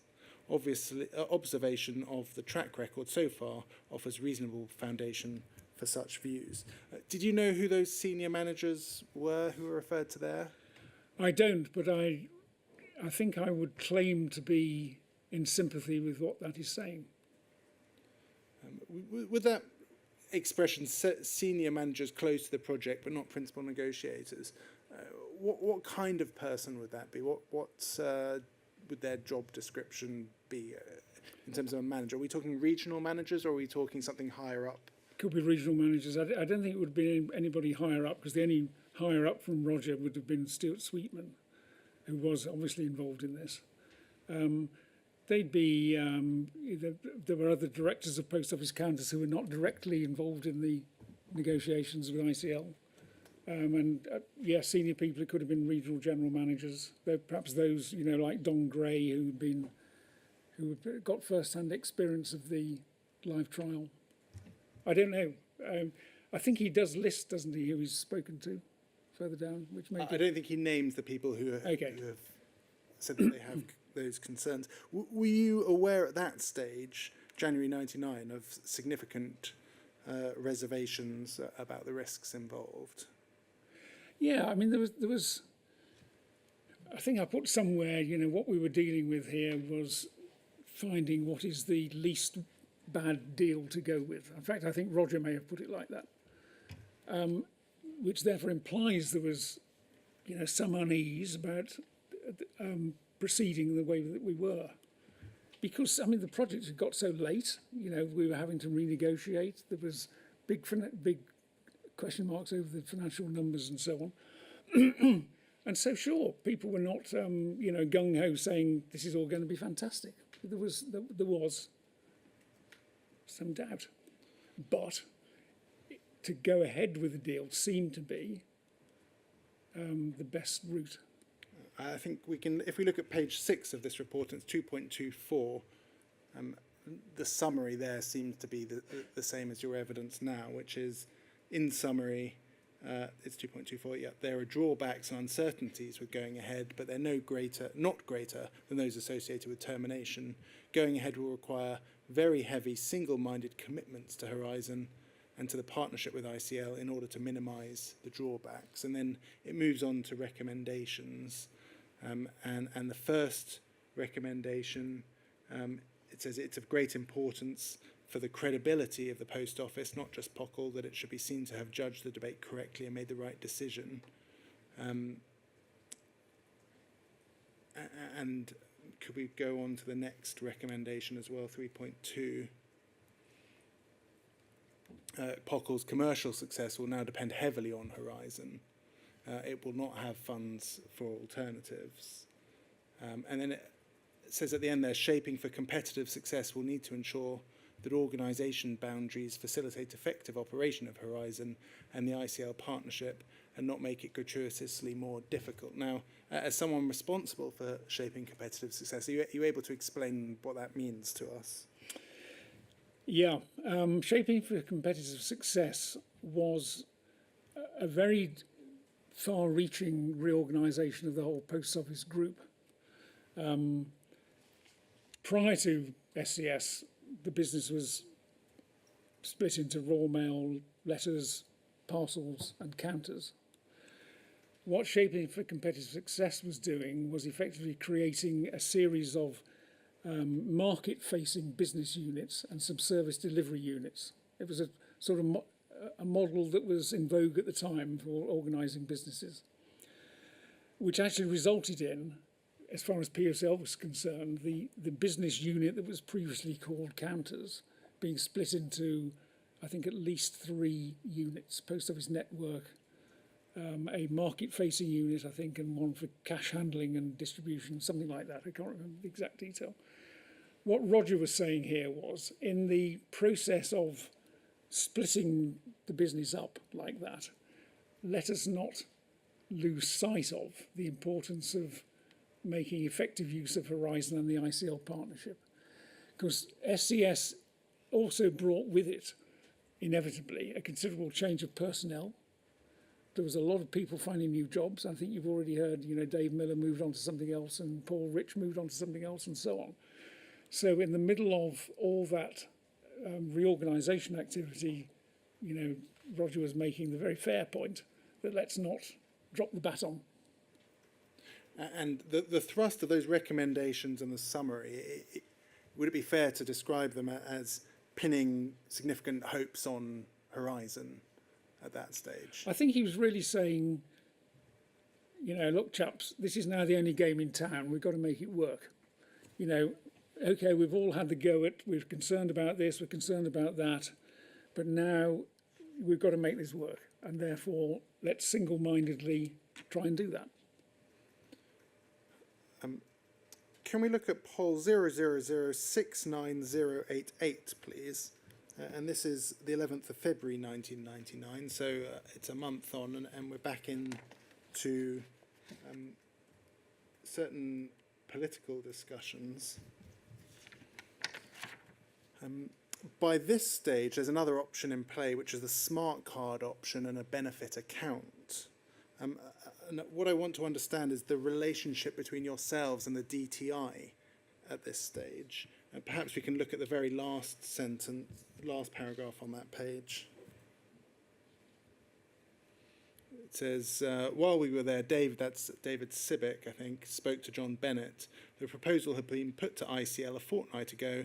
ICL had felt very constrained about replying because they were unable to talk to POCL.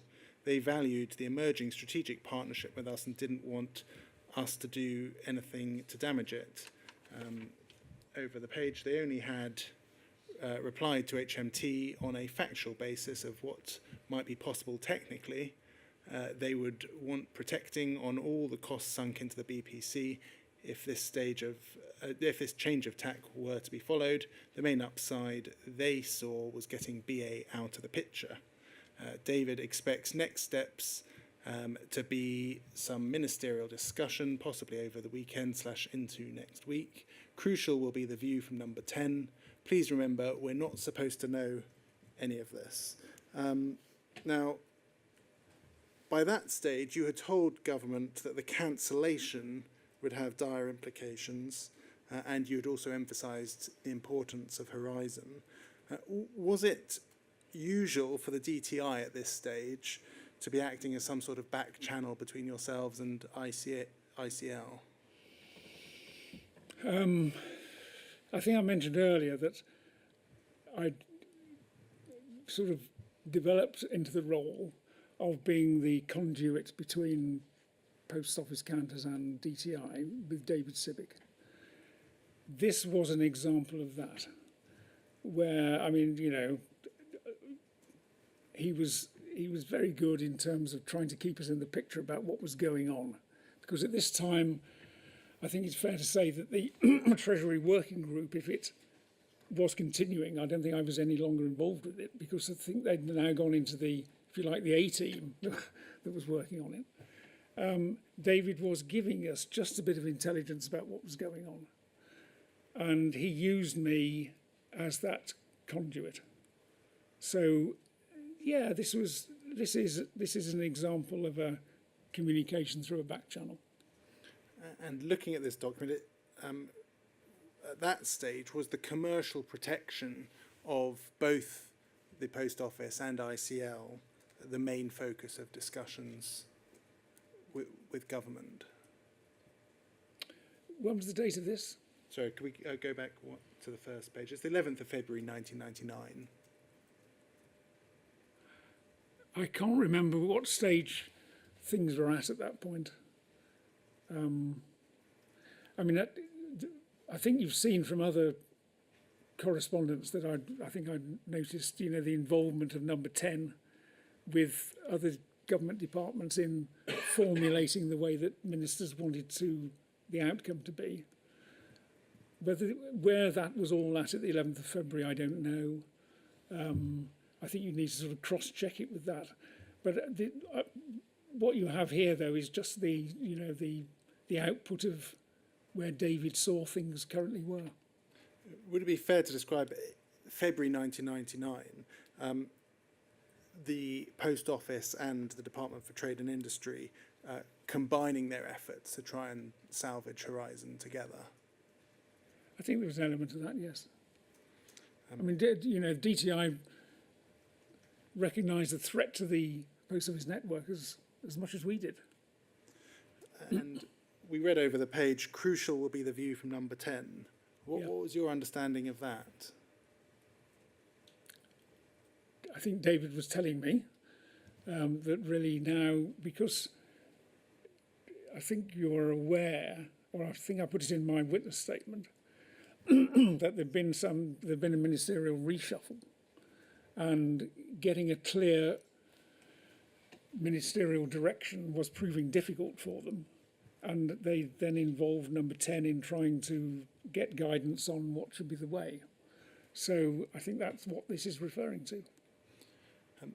As somebody who by that stage had spent several years building up a picture of, for example, the impact on sub-postmasters and the more technical matters, did you think it was right at that stage for Number 10 to be having a say in something that was ultimately technically quite complex? I think it was inevitable that was happening. I mean, this had become a highly political issue. The two main departments were obviously finding it difficult to agree with each other as to what should be the course of action. So what else did they do but put it up the line? Can we go to poll 000286003, please? Similar theme, 23rd of February 1999. It says, our latest intelligence is that an agreed way forward was being put to Number 10 yesterday afternoon. This followed buyers' agreement, agreeing the line that the parties should be given 3 weeks to negotiate the alternative proposal that emerged a week or so ago. His line was that if after 3 weeks agreement did not emerge, then we would revert to option 1. Staying with that, and at the bottom of the page here it says, as an executive team, we'll clearly need to keep close during a period of intensive activity and to keep the non-execs fully in the picture and on side.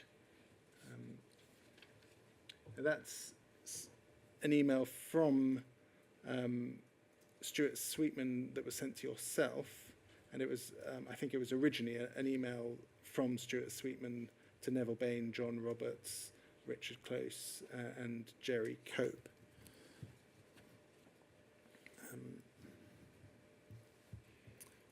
Now, I think that, I mean, there's, in fact, it says, there's one bit that I didn't read, which is, we understand from DTI officials that one thing that might happen is that the Prime Minister may phone Neville or John to explain the situation. Would it have been unusual for the Prime Minister to be phoning the Chairman or Chief Executive? In my experience, it was it would have been unprecedented. Do you know if that conversation happened at all? I don't know. I was not aware of it happening. What was your view at that time of the Prime Minister getting personally involved? I think, as I just said, in a way it was inevitable, because in a way, well, my reading now is that I think the government was sort of deadlocked as to what is the best way forward, and therefore it needed a steer from Number 10 as to how to take it forward. Would it have been a steer from Number 10 or a direction from Number 10? Oh, I think that's a subtle difference that I can't quite determine. Would it have been possible to resist what Number 10 said? You'd have to ask government ministers about that, not me. I mean, your view. Looking back at your view at that time. I think okay. If the Prime Minister of the country is going to give a view as to what should happen, I think that would carry quite a bit of weight, whether you see it as a steer or a direction.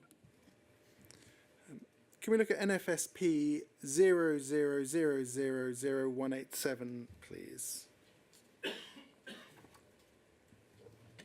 And now, this is a document I've been asked to ask you about, and it's a joint ICL post office report. Is this a kind of document that you would have seen in May '99? I don't recall seeing that at all, or even one like it. I'll see where we get to on this document, if anywhere, because there are certain things within that document that you may or may not have been aware of at the time, and let's look at them. Can we look at page 18 and 19, please?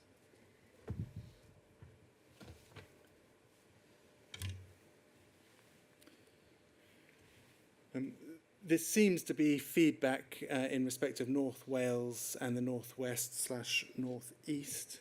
The highlighted paragraph says the weekly balancing of post offices operating live trial NR2 systems has caused a high level of problems, with sub-postmasters experiencing difficulty in archiving their balance.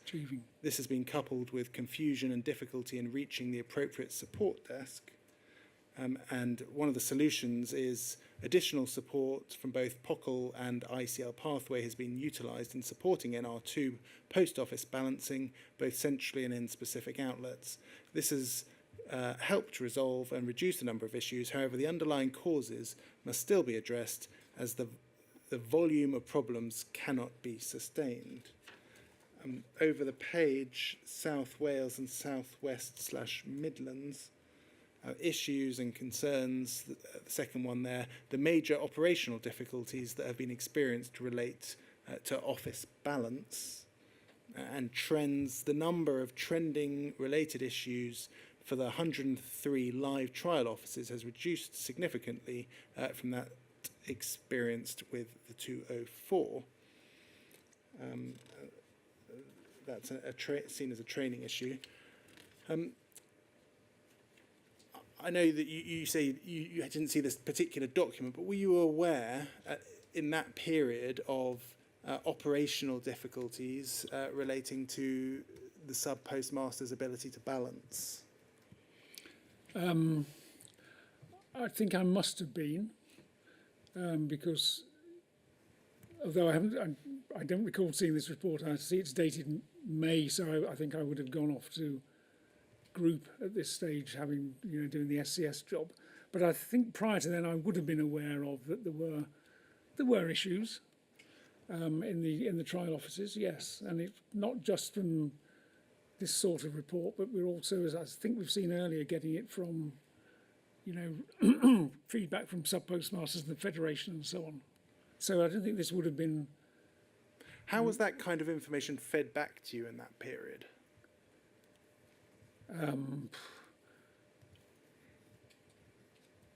I can't remember the sort of formal way in which it happened. It would have certainly been fed back into the Horizon team who were dealing with all these issues. In fact, this would have been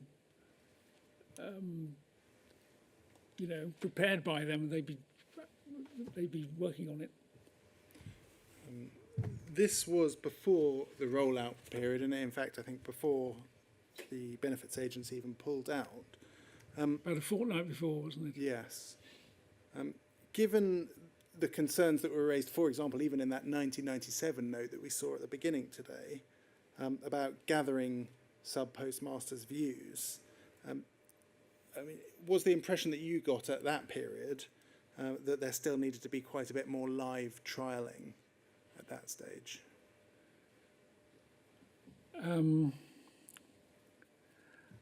I couldn't say that, that I had that feeling as you've just described it, other than there being just the sense of unease and that the recognising that there was, this was not at this stage a perfect system and that there were things that needed to be corrected in it. I was aware of that. I don't think, now knowing what I do know, in terms of what has come out, particularly what was going on in ICL that I think we were unaware of. Had I known that at the time, then I think I would have been more concerned than I was. The benefits agency then pulled out, and you've said in your statement that this left you with an army tank when all you needed was a car. Is that your analogy or some? That was somebody else's analogy. Well, in fact, I quoted two analogies, which people, not exactly sure now who they were, but they were close to the action, as it were. There was, on the one hand, well, now the benefits payment card is gone, it'll be easier to do with Horizon what we need it to do, because that complexity is gone. The other view was, we were building a tank because of the benefits payment card and the sheer weight of cash that needed to go through the system and the security arrangements on it. That bit's been ripped out of it, but we're still left with the sort of, skeleton of the tank. So, which was right. There were sort of prevailing, really differing views as to what was going on. And what was your view? I think my view was back to the point that even if we were left with a tank, it was better than having no vehicle at all. So it's back to the least bad option. It's like starting to build a house and you discover halfway through that part of what you've been designing you no longer need. Do you make the best of what you've got, where you got to with a house, or do you say, scrap that lot, buy a new piece of land and build another house on it?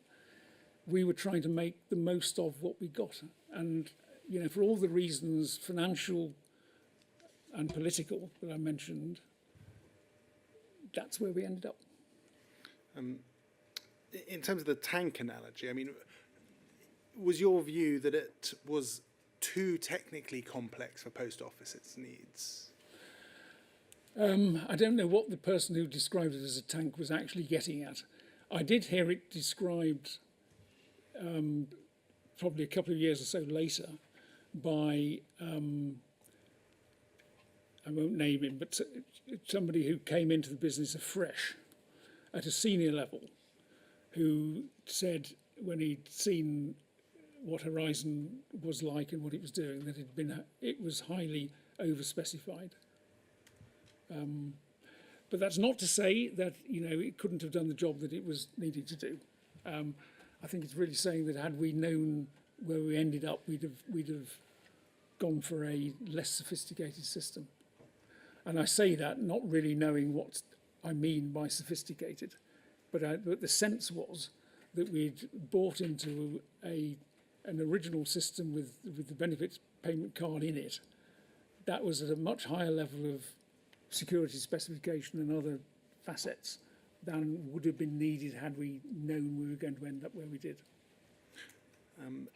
Was that reflected in any way in conversations that you had with sub-postmasters at that stage? I don't recall it. Were you having... I've got some recollection, though, of... I think, did we touch on it earlier? I called it the Michael Jackson system, the whatever it was, Jackson system. Yes. There were some sub-postmasters who were still, I think, saying, you know, why haven't we gone for something simpler? We could have just had a simple thing. Now, I think my response to that would have been, and probably was, actually, you know, just a simple EPOS terminal on your counter. Just think it through. This isn't just selling different types of baked beans and, you know, you need a system just to cope with that. This is actually dealing with, you know, how do you cope with BBC licenses? How do you cope with bill payments? How do you cope with all the other range of more complicated products that we've got? So it wasn't just a question simply of introducing an off-the-shelf EPOS system. You know, there was more to it than that. But whether that required what we ended up with, I don't know. Yeah. I mean, I think your evidence earlier was about also commercial advantages that could be obtained by having such a complex system. Absolutely. And was that still at the forefront? That was, yeah, of course. I mean, that was the way, I think I mentioned the way the Post Office Counter's vision was going was to certainly harness the capabilities that the automated platform would give us. So it was, and which clearly a simple EPOS system on, you know, that the sub-postmaster perhaps had in mind wouldn't do that. I'm going to move on to the topic of board meetings. Now, in 1999, you became secretary. Can we look at poll 0000353, please? Thank you very much. This is a meeting of the Post Office Board on the 14th of September 1999, and you can see there at the bottom of the page it says Jonathan Evans, Secretary Designate. So you were present at that board meeting, but you weren't yet Secretary. Is that right? Yep. Now,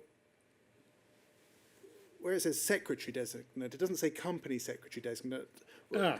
Were you a Company Secretary in the ordinary understanding of the word? Well, okay. The Post Office at that time, in 1999, was still a nationalised industry. It was a public corporation. It was not a company. And therefore, the title of the role that the person would have had it been a company, i.e. company secretary, for, in a way, sort of slightly quaint historical reasons, was still called the Secretary to the Post Office. Okay. A title that had existed for centuries before, although at one stage it was actually the sort of chief executive. So that was my title. Now, when we incorporated and became, we switched immediately to being Consignia PLC, then I became company secretary of that. But I was effectively doing a similar sort of job, although clearly when you're company secretary of a you know, company's house company, then you do have different roles to play. At that stage, did you consider yourself to have a role, for example, to keep the company legally compliant? That was part of the role, yes. And a governance role as well? Yeah. And what would that involve typically? It would have involved making sure that, particularly for post office board meetings, the directors were properly informed about the decisions they needed to take. Any changes to the structure of the post office itself, you know, would have come under my team. But also the job was, I would say, mainly about dealing on behalf of the chairman and particularly the chief executive of, if you like, current issues. So, you know, so what I would have been doing this time in the lead up to incorporation would have been working with the lawyers on, you know, how's Consignia PLC going to work, what does this involve, and so on. Because there's quite a lot of activity on that front. We've seen some minutes from the Post Office Counters Limited board. I'm going to come back to this this particular meeting, but can we just look at poll 000908836, please? So you were a director of Post Office Counters Limited as well, is that right? I must have been at that point, yes. Do you remember when you were at all?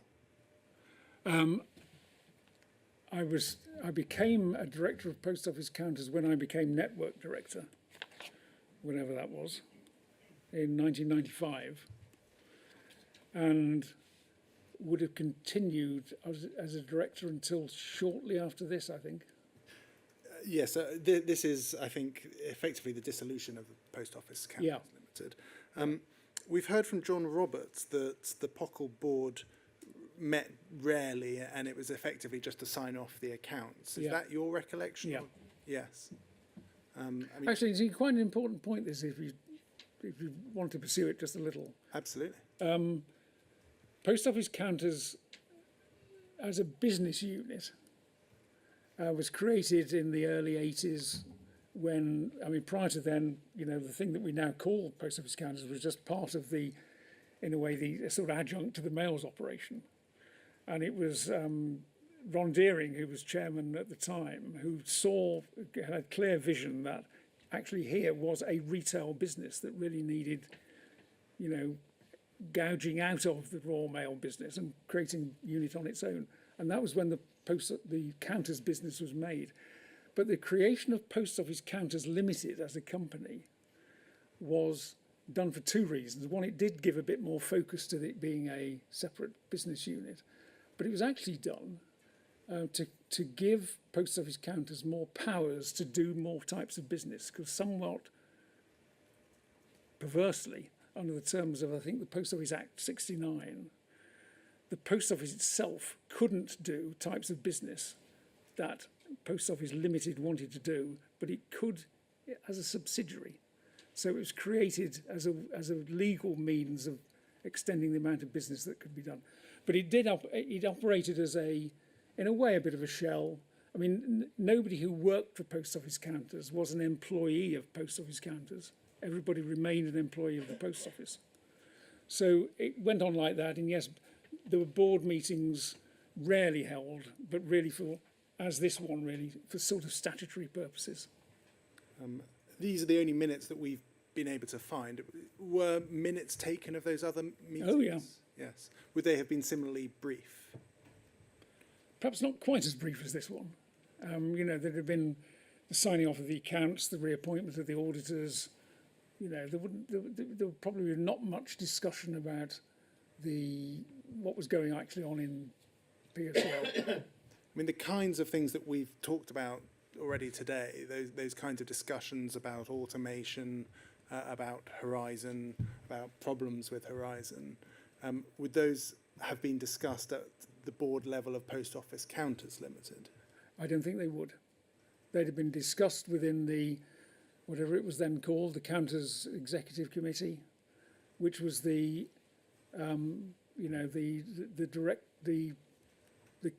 senior people within the business. I think the directors of Post Office Counters Limited were probably the same. I think it was whittled down here to not very many, but they would have been the same people who were on the Counters Executive Committee, plus probably John Roberts, somebody from the group. But there were no non-executives. There was no, non-executive chairman. It didn't play the role that it then turned into when it did have non-executives and a proper chairman and so on. We see only three names in terms of this meeting, John Roberts, yourself and Stuart Sweetman, and it says that the chairman noted that a quorum was present and notice had been given. I mean, were there more than just the three of you, or was that it? I'd have to check, actually. I can't remember, it would be easy to find out. I don't remember who was directors then. This was, one thing I can tell you about this set of minutes, they were not prepared by us. This was, I can tell, because of the typeface and all the rest of it and the layout of them, this was minutes prepared by Slaughters, who were no doubt, enacting what needed to be enacted and said, here's the minutes of the meeting that needs to take place. I'm sure we met to do it, even though it was 8 o'clock in the morning. but it was a bit of sort of formal business that just needed to be put on the record. So was it more usual for the meetings to be informal? I wouldn't say they were informal, because there were no other meetings of Post Office Counters Limited. The meetings of the Counters Executive Committee were formal and minuted. Sorry, were there not further minutes then of Post Office Counters Limited? Yeah, there were. I mean, we had to sign off the accounts each year, and they would be minuted discussions. And would you take the minutes, or would somebody else take the minutes? At the time, I can't remember who was. No, it wasn't me who was then secretary of Post Office Counters Limited.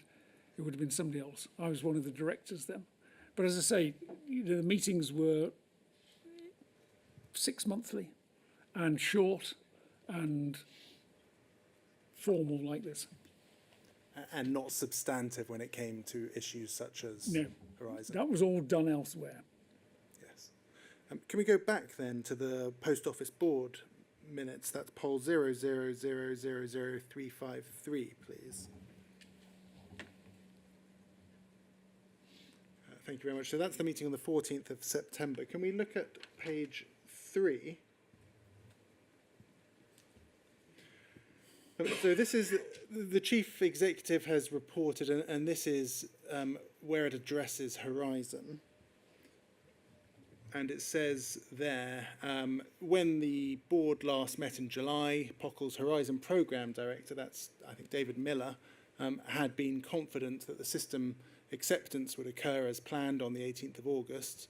Unfortunately, 3 high priority acceptance incidents around training, stability, and of the system, lockups and screen freezes, and quality of accounting data remained unresolved. And whilst ICL did not accept the categorisation of these incidents, they had nevertheless resulted in acceptance being deferred until the 24th of September. Can we look at paragraph 5 there? It says progress on training had gone well and the incident had now been downgraded to medium priority. However, system stability and accounting was still being analysed and rectification was not expected before December. And if we could scroll down a little bit. Thank you. It says there, it's paragraph 7, the second half of 7. Well, I'll read the whole of 7. The continued rollout of the system to a limited number of offices was at no cost to counters who would not make any payment to ICL until the system had been accepted. However, the logic behind this approach was questioned as serious doubts over the reliability of the software remained. It was also felt that by continuing unchecked, it might also be harder ultimately to refuse to accept the system. Were you aware at that stage, or perhaps prior to that meeting, about incidents around training, stability of the system, and quality of accounting data? Were those familiar to you? Do you mean me personally? Yes. I think I probably would have been. I mean, were they consistent with what you have been told in the past, all of those discussions that we've already had this morning?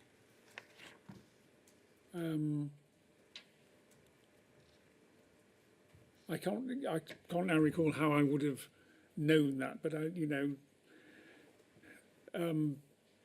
the role that I was, I got to hear lots of things, and I think that was, that would have been in my consciousness that those issues were around. And at the top of the page currently, it says, however, system stability and accounting was still being analysed. As company secretary, would you be particularly focused on matters such as the accuracy of accounting? No. Why not? It wasn't in my remit. That was not what I was there to do. The presentation by the company of their accounts, for example, was something that you would have oversight of as company secretary, or not? Well, I think the validity and of the financial statements was the responsibility of the finance director. Did you see the role of company secretary, though, having an overall governance view of concerns such as accounting issues? I'd have seen my role in that very much as subordinate to the role of the finance director. Can we look at poll 000908839, please? And can we look at the second page of this? Now, this is before that meeting, so this is August of 1999. We know that David Miller had received this. You're not a named recipient on that document. Were you informed by that September meeting about these issues with accounting integrity? I have no recollection of being no. So if I could read I'll read the first paragraph. As auditors of the Post Office, this is a letter from Ernst & Young. We have been asked by Post Office Counters Limited to provide you with our views in respect of certain accounting integrity issues arising from tests performed by POCL on Horizon data in the live trial. At the bottom, near the bottom of the current page, it says, the following issue, as described to us by POCL, gives us concern as to the ability of POCL to produce statutory accounts to a suitable degree of integrity. We understand that POCL has attributed a severity rating of high to this matter. Were you aware of those issues at the time? Not in that detail. I think this letter, it's interesting, it's dated August. So the auditors would not have been auditing the accounts at that point. So I think this letter is what perhaps politicians would call a planted question. It was, I don't know, can you just go back to the top of the page again? Yes, I mean, we could perhaps go the page before as well. It seems to be sent to Jeff Triggs at Slaughter and May in September of 99, if that assists. Yeah. Yeah, I don't know what they'd have done with it. So Dave Miller is saying, he's passing it on to Bruce McNiven and Keith Baines. Please ensure these issues are fully addressed during the remaining acceptance process. Keep me in touch. I mean, I think, well, a letter like this, if it was effectively saying to the Post Office, look here, Post Office, you've got a real problem in the accounts that are coming up and we're likely to qualify them. This would not have been sent to Dave Miller. It would have been sent to the finance director, if not the chief executive. In fact, they would have already known about it before they sent the letter. Okay, so I think the fact that it was sent in August, which is, as I say, a quiet time for auditing, the fact that it was sent to Dave Miller and not obviously copied to anybody else in the finance community who may want to know about it, I think this was a means of using this letter to help with the discussions with ICL about, getting their act together. Yeah. I think that is, I'm supposing a bit here, but that's you may be relieved to know that you're not the only witness that said okay. that. That's what it reeks to me of anyway, if I can put it that way. Nevertheless, the issues raised there, however hyped up they may be, are pretty significant issues for the board, aren't they? They would have been had they continued. And I mean, when are we talking about here, 99? So, I mean, the proof of the pudding would be, come the accounts for 99, 2000, were they qualified? And I think the answer is no. At least I'm 100% certain they weren't. So whatever the issue that was being described here, clearly in the auditor's mind went away by the time that the accounts came to be completed. You, by this period, so let's say September 1999, had for a couple of years been building up a picture of problems with Horizon that we've heard about this morning. That September meeting talked about accounting still being analysed, issues with accounting. As company secretary, do you think that you were sufficiently informed of those kinds of problems? I think I believe the board was, and I don't think I, in any way, was less informed than the board was. So I think the answer is yes. Do you recall the board ever being told of the contents of this letter? No, I don't think they would have been. If my theory is right, that it was a bit of a device. Would Ernst & Young have written it if it wasn't true? I'm sure they wouldn't have done. I'm sure it is. They would not have signed it had it not been true. So was it not of sufficient concern, do you think, to have brought for somebody to have brought to the board's attention? Well, again, it's all in the positioning of it. I mean, it may well have been that the finance director at the time knew this was happening. In fact, I would be pretty confident that he would. I mean, a letter from the auditors saying this sort of thing would probably be he'd have been told about this. So, but if I'm right that this letter was being used for those purposes, then there would not have been the need, unless the finance director saw the need, to raise this at board level. Well, I'm doing a lot of supposition here, so please be aware of that. But that's how I'm seeing it. Can we look at poll 00000354, please? So these are minutes of the Post Office Board of the 26th of October, and I think is this your first meeting as secretary? Yeah. And if we look at page 3,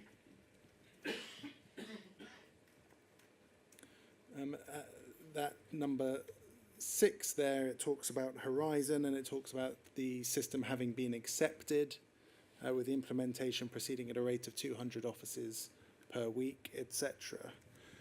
Can I just clarify, would you have taken these minutes? Would these be your minutes that you wrote, or was there somebody else who was actually... I think there was somebody listed back then taking the notes. He would have, done the first draft for me then to look at and make any amendments to. Would it be fair to say that at this stage, certainly in the context overall of those minutes, Horizon seems to have been quite a small issue that the board was dealing with? Perhaps we could scroll through the document itself. I mean, there are quite a few passages that we've redacted as irrelevant and that potentially contain some sensitive information. But ignoring the boxes, if we keep on scrolling, I mean, they're how long are they? They're 10 pages or so in length, and that's one paragraph on Horizon. I mean, do you think that by that stage the board was sufficiently confident in Horizon that it didn't need to be addressing it at length? Well, perhaps there was nothing new to address at that meeting. And, to really make that judgment, you need to understand what on these copies is marked as irrelevant, because they may have been, at the time, the Post Office was dealing with some other very difficult issues. One of which was a potential merger with the Dutch Post Office. And I don't know I would have known what is behind irrelevant. But it looks as though there are other significant topics that were being discussed at more length, shall we say? Yeah. I think can I just say one thing on this? Absolutely. The minutes are one thing, and clearly an important record of a meeting. The papers under which the discussions took place would, in my view, be even more important to see and to understand what was actually put in front of the board, on which the discussions took place and therefore the minutes were raised. And the papers themselves, I mean, okay, you're saying there the Horizon bit is just down to 8 lines. It'd be really interesting to know what I think this is all in the Chief Executive's report, what he was actually saying about Horizon in his report. Yes. That would give you a more rounded picture as to actually what was going on at the board. Absolutely. We do have some of those. I won't take you to them today because I don't think there's a need to. What I'd like to deal with today is really your recollection of the board at that, in that period. So, in fact, let's move to 11th of January 2000, so even further on. It's poll 0000336, please.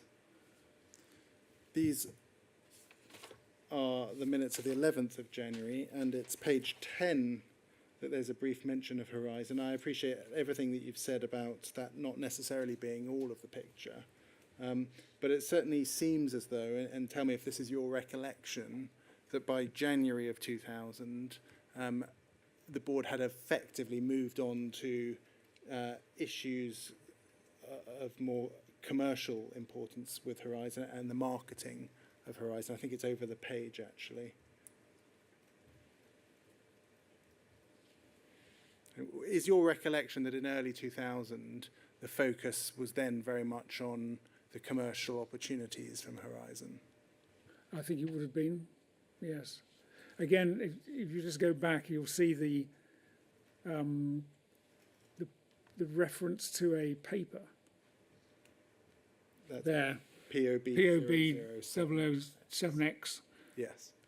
You know, that's really what you ought to look at. Can we look at poll 000214476, please? This is the summer of 2001. And there's a brief mention of Horizon in the minutes at page 4. Again, I absolutely get the point about the underlying documents. This is contained in the Chief Executive's report. But do you remember by the summer of 2001, essentially the position of Horizon, of the board being congratulating itself on a successful rollout programme? I think they were congratulating the Horizon programme team rather than themselves. But I suspect, you know, the sense of what your question is right. Horizon was now, I wouldn't say sorted, but it was no longer on the, you know, the royal watch list of the board. There were other pressing things emerging. Yes. And I noticed en passant that I don't know if you did, but the membership of the board was beginning to significantly change Can we look at page 1? at this point. So we have a new finance director, Marisa Cassoni, and we have a new non-executive director, Alan Leighton, who both became, I think if you wound on to not many future board meetings, you would see they played a prominent role then in the company. And I think probably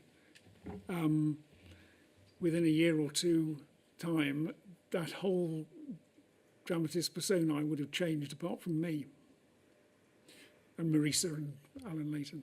Do you think that caused any issue with regards to knowledge of the history of Horizon? Well, clearly, you know, there would have been some corporate memory lost inevitably. But whether it was crucial at that level is an interesting question. I mean, they would certainly have, I know Alan Leighton in particular made himself very visible within the business and wanted to really understand what was going on, and would have himself looked at the Horizon system because his background in, you know, in retail, in Asda and so on, would have, you know, he'd known what he was talking about. So they'd have come at it all from a different perspective, but would have, you know, acknowledged that Horizon now was what they were dealing with. And, you know, it was at this stage, you know, well rolled out. But, the things that we've talked about, 97, 98, 99, do you think that the board was sufficiently aware of that history? The history of... The history of the problems with Horizon that we've discussed today, the background to the accounting issues, stability issues. I think, well, 97, 98, 99, I think they would have been. I don't think anybody was as informed as they would have been had they heard what some of the evidence has been coming out here. But yeah, I mean, I think the evidence shows it. that they were informed of the problems that there were. Sorry, I mean, you've said that there was a significant change around 2001 in the board. Yeah. Do you think the knowledge that you had, for example, from those earlier days, do you think that kind of knowledge was passed on in any way to those board members? Oh, I don't know. I can't answer that. I don't know whether it was or not. You know, in detail. You know, do you remember what happened in '97? I need to tell you about that because of this. I don't know. Do you think So, the instability of Horizon, for example, was something that they would have been aware of joining the board? I think that, well, I mean, the new directors had extensive briefing with all the business units, and I'd be surprised if in the middle of all that they, you know, the core system within counters was not something that they'd want to spend some time looking at. And I mentioned earlier that, you know, somebody had said to me that the system had been overspecified. This was actually one of the new directors of the board. So, I mean, it shows that there was a, you know, an interest, clearly, in Horizon and its history. I'm sorry to push you on that, because I know you said you wouldn't name the individual, but I think it would help us if you felt able to name which individual on the board said that it had been over-specified. I'm not going to, because I'm not absolutely sure which one it was. Okay. Would it have been a non-executive director or one of the executives? A non-executive. Do you remember any discussions at board level in these early days? So from when you joined as company secretary, roll out an early, say, into 2001, anything about prosecuting sub-postmasters based on Horizon data? What, that issue coming up at the board? Yes. I have no recollection of that at all.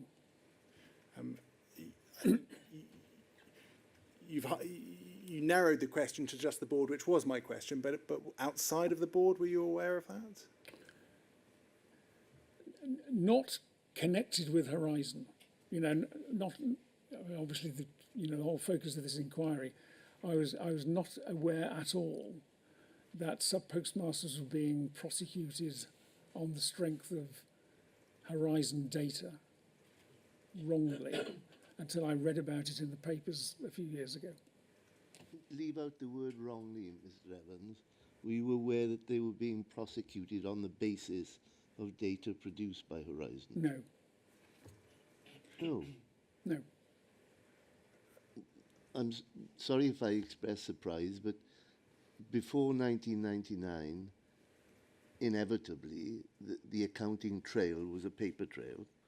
And in most prosecutions of postmasters for fraud or theft, the paper trail would be important, I guess. So now we have Horizon. So I'm not quite sure how you wouldn't be aware of that. Well, okay. I was no more aware of it than I would have been of the paper trail. You know, it would have been, I would have been thinking that there is some, you know, if you like, business as usual activity going on, where it was not unusual for sub-postmasters to be prosecuted under the old system, and that would have been going on under the new system. But there was no mention that I can remember of prosecutions of sub-postmasters pre-Horizon or post-Horizon, actually. You know, it wasn't, if we're talking about conversations at board level here, I think actually Mr. Blake was asking about your personal knowledge rather than conversations at board level. But if he wasn't, I am. Yeah, okay. Well, as I think I said earlier, when I was at, you know, lower levels in the organisation, I was very aware of prosecutions taking place. The higher up I went, you know, I don't think I was aware of individual prosecutions that were taking place. So can I ask you the direct question? Did you personally consider whether prosecutions based upon a paper audit trail were likely to be different in the evidential trail compared with prosecutions based upon a computer system? I don't think that thought perhaps wrongly, but I don't think that thought crossed my mind. All right, that's fine. Thank you. Near the end, I see it's 5-1. Yeah, well, let me take stock of who wants to ask Mr. Evans questions and for how long, so we can decide how best to proceed. Mr. Steen, have you got questions? So maximum 10 minutes. Mr. Henry? Ms. Page. Sorry, Ms. Page, yeah. So you just asked the question I was going to ask, so none from me, thank you. Right, 10 minutes from Mr. Steen, none from Mr. Maloney. So could we, rather than have a traditional lunch break, have a 10-minute break so that Mr. Evans can draw breath, so to speak, and then we'll complete all the questioning and pack in for the day. Is that fair enough, Mr. Blake? Absolutely. I can either finish before that 10-minute break or in about 5 minutes, or we can... No, let's have a 10-minute break now. We've been going for a while, and we've got to think about the transcriber as well. And then we'll finish in the way I've described. Thank you.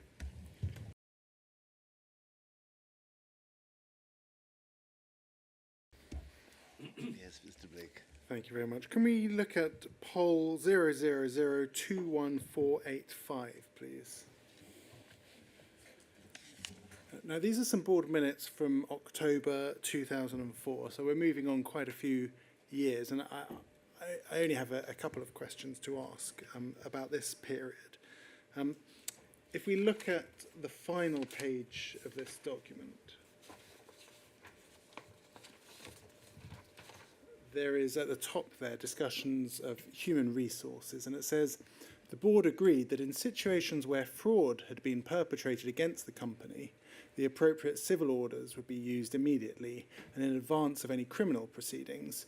This would help recovery efforts by ensuring that the assets of those involved in criminal activity were quickly secured.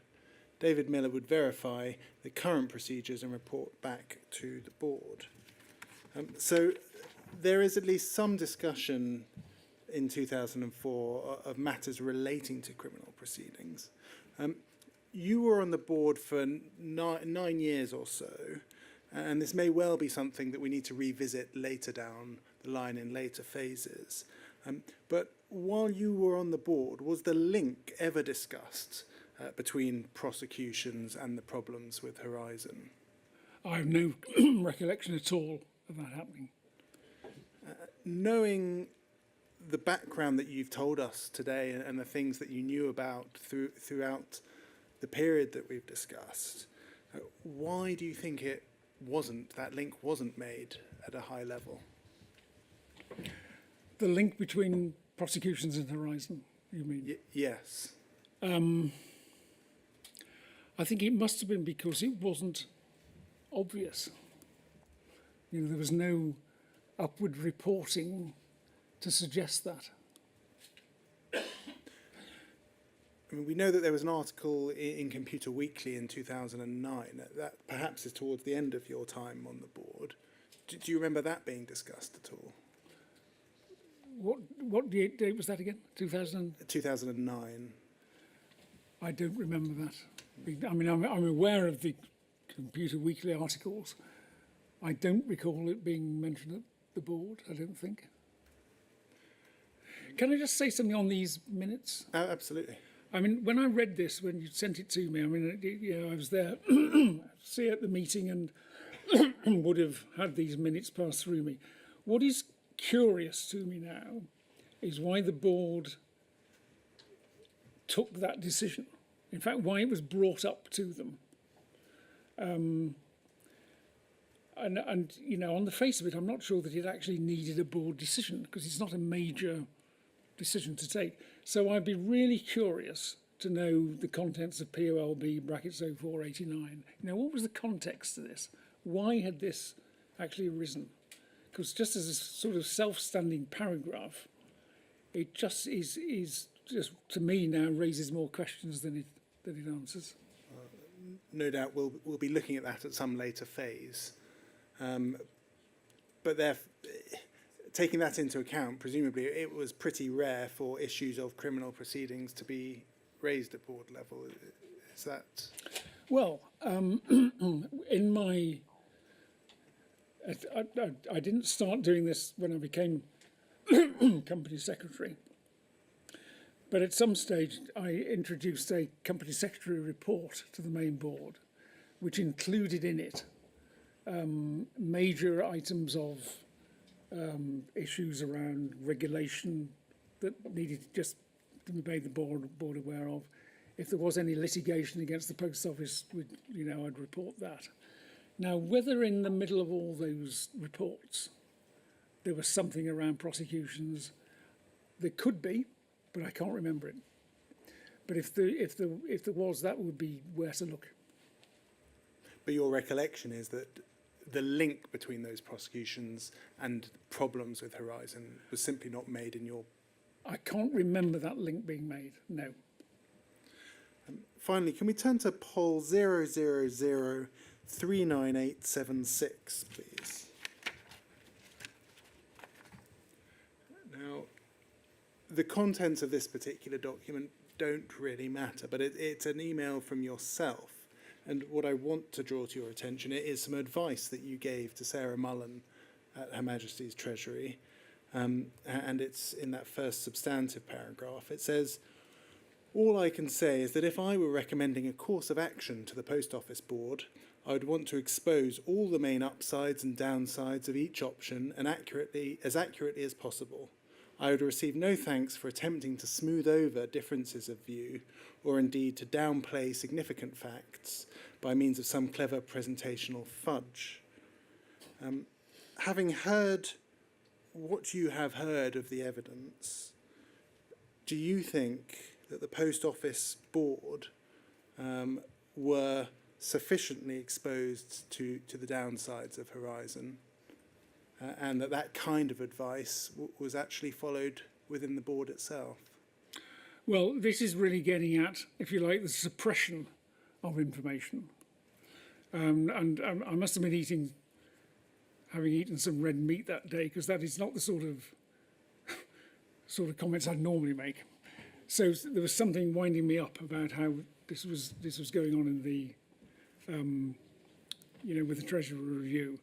But having said that, I don't believe that the Post Office Board, as far as I was aware, there was any information deliberately withheld from it. I mean, I can't completely vouch for that, because there was a variety of people who were putting up information to the board. But I was saying here that for me personally, if I was saying something to the board and was withholding information that I thought would be relevant, then that would be a serious offence, as far as I'd be concerned. In respect of Horizon, and I only go to this because this is your way of working and your advice.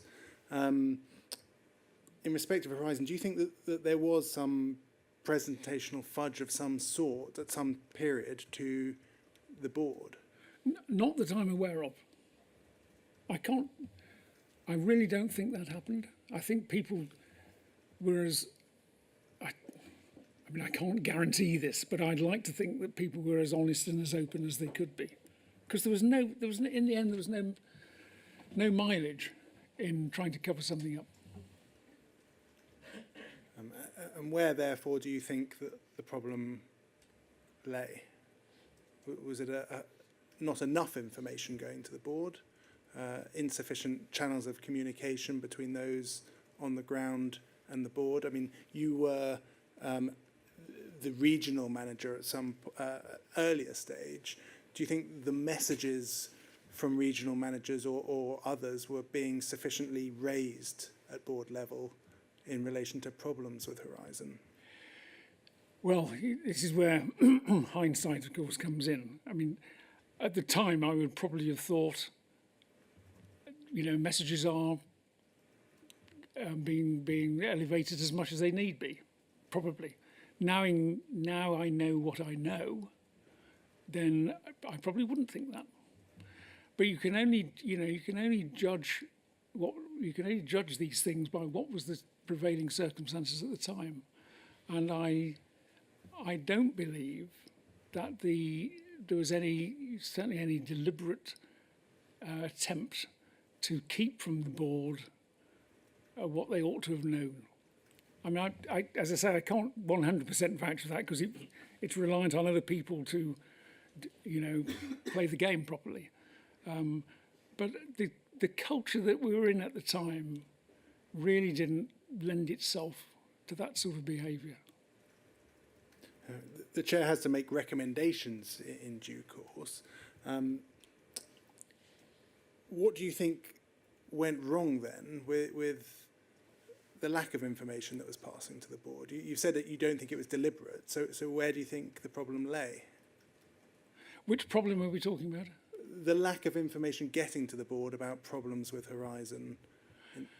I can only think that it was not seen with the degree of significance and seriousness than in hindsight it should have been.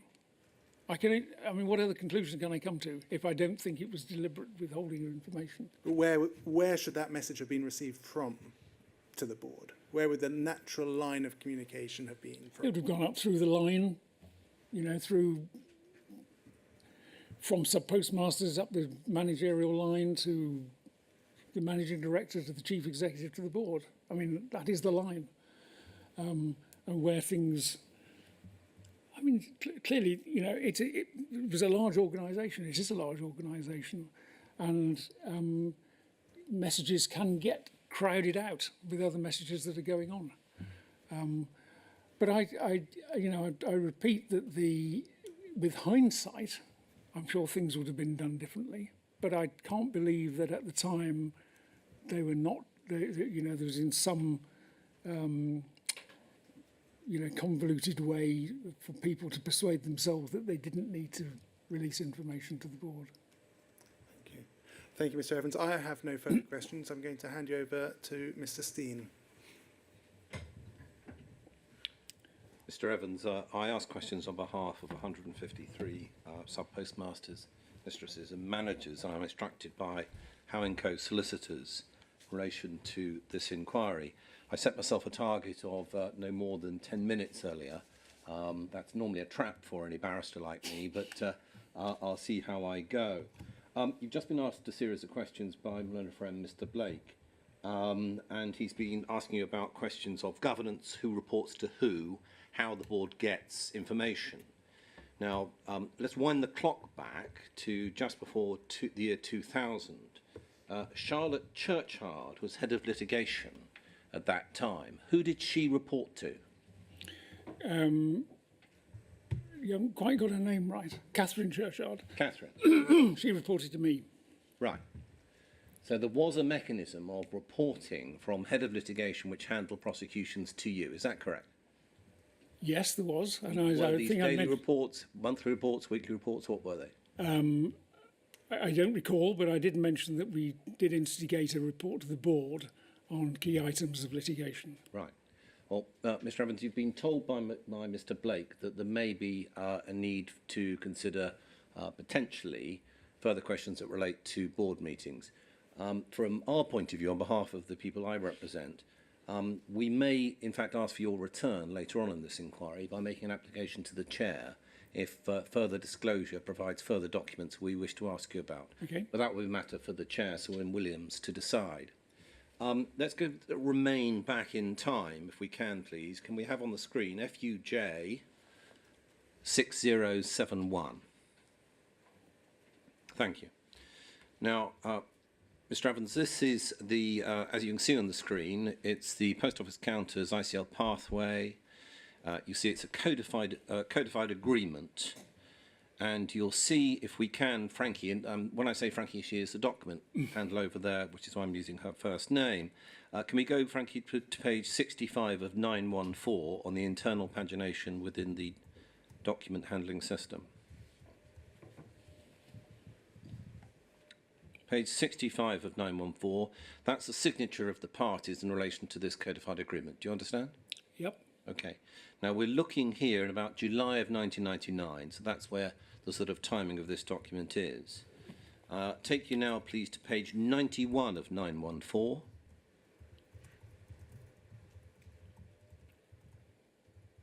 So page 91, as we have it here, is dealing with an introduction, and it's this concerns, at this particular page, The policies and standards defined in this schedule shall apply to all relevant aspects of POCL services unless amended in accordance with Schedule A5, okay?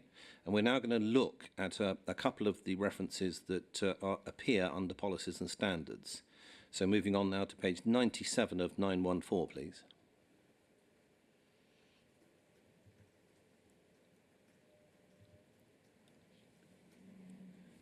Now, Frankie, if we can concentrate under prosecution support and highlight that aspect, please. You make that slightly larger. Thank you. Under prosecution support, 418. Now, Mr. Evans, I'll just go through this so that you can see what it is and so that you understand what it says. So far we've identified this as the codified agreement. We're talking about a date in 1999. We can see that this comes under policies and standards, okay, within that codified agreement that's been signed by the parties. 418, the contractor shall ensure that all relevant information produced by the POCL service infrastructure at the request of POCL shall be evidentially admissible and capable of certification in accordance with the Police and Criminal Evidence Act 1984, then it deals with other equivalent legislation in Northern Ireland and Scotland. 4.19, at the direction of POCL, audit trail and other information necessary to support live investigations and prosecutions shall be retained for the duration of the investigation and prosecution irrespective of the normal retention period of that information. So, in short, Mr. Evans, you can see that within this codified agreement that there is direct reference to prosecution support under policies and standards. Do you agree? Yep. And the timing of this is going back to 99, so we're talking about pre-going live of Horizon, I think, and we're talking about what is going to be required of the contractor, which is the supplier of Horizon. Do you agree? Yep. Right, now, having jogged your memory by looking at that, can you help, please, with these questions? What systems of oversight were put in place to ensure that the contractor was compliant with this particular policy in relation to prosecution support? I'm afraid I can't answer that question. What was done to ensure that Pathway understood this particular sections? In other words, understood, as an example, what should be evidentially admissible and capable of certification in accordance with the Police and Criminal Evidence Act? What was done to ensure the contractor was able to comply with that? I can't answer that either. Well, let's see if you can help a little bit further. You've mentioned already that Miss Churchard reported to you. Did you direct that an opinion should be sought from an experienced criminal lawyer as to what this meant? I didn't do that, no. Did Miss Churchard say to you, it might not be a bad idea if someone actually gets an opinion from an experienced criminal lawyer as to what this means? I don't recall that, but I don't think that would have been necessary because, well, Post Office Council was already needing to get relevant information from its existing systems in order to conduct prosecutions. So I think the need for that material to meet these requirements would already have been known. Well, let's understand that, Mr. Evans. Let's work out what happened. Sir Wynne Williams has asked you some questions today about the fact that there was a movement from a paper-based system in relation to prosecution to a computer-based system, yes? So by the time you move over to Horizon, Horizon is the prosecution game in town, isn't it? It's the only thing that you can go to get information to prosecute people. Do you agree? For sub-postmaster, the type of misdemeanours that we're talking about, yes. Yes. And are you saying that the prosecution under the old paper system is exactly the same as the prosecutions under a Horizon computer system? I'm not saying it's exactly the same, but I think some documentation would have been needed in prosecution cases which would have needed to satisfy the admissibility characteristics required. Yes. So was an advice sought as to how to do that? What certification was required? Who should provide such certification? Who's qualified to give it? Now, I mean, I am supposing here, because I don't have exact knowledge, but all I'm saying is that because,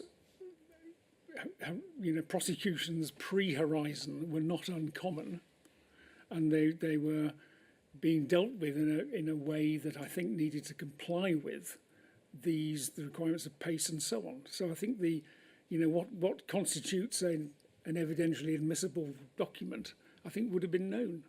Right, so you're guessing that somewhere within the system, someone will have had some understanding about what on earth this means and how to comply with it. Is that roughly what you're saying, Mr. I Evans? think that's what I think I'd be doing more than guessing. I think I'm, Right. Who are you relying upon to get that right within the system that prosecutes? Who? it would have been the legal community. Legal community being within Post Office who? I, Ms Churchard and her team? yes, because they were the lawyers the in-house lawyers. Right. So do you recall, now that I've jogged your memory in relation to the timing that we've got here and who was involved, whether there were any discussions with Ms Churchard about what can be done to make sure that we are compliant, the Post Office prosecution system, with these requirements? I have no recollection of a conversation like that. Right. You've been asked a number of questions by Mr Blake concerning the question of what went to the board, what didn't go to the board.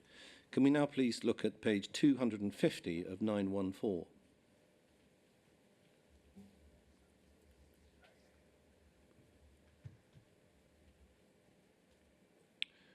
Now, right.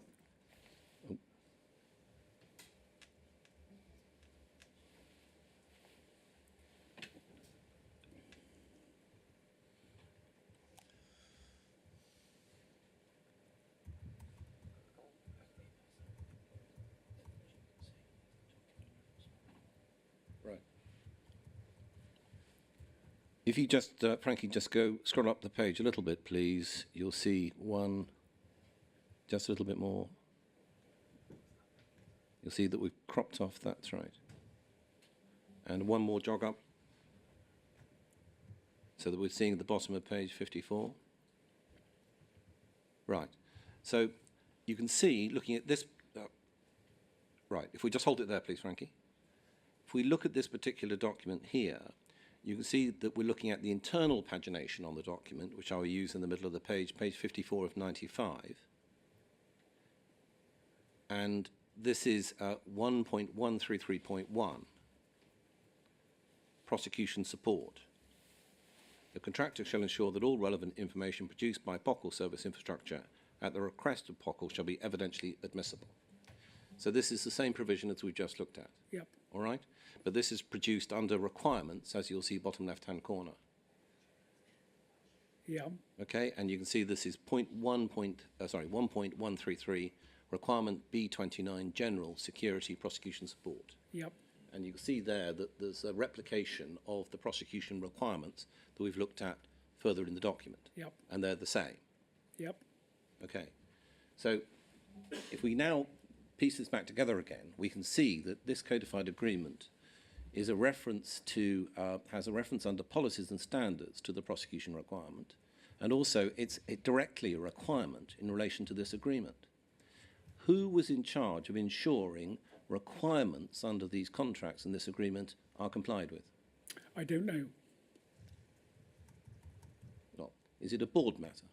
I can't, honestly, I can't give you a good answer to that question. Well, these are contractual requirements, Mr. Yeah. Evans. Somebody's got to be going around saying, well, hang on, has Horizon actually complied with some of these contractual requirements or not? Yes. Who would that have been, Mr. Evans? I can't now think 23 years later who was actually doing that role. Would somebody, whoever did this, have reported to the board in relation to compliance with requirements on the contract? I don't remember that happening, but I'd need to jog my memory a lot more on this than my memory currently contains. Forgive me one moment, please, sir. Just.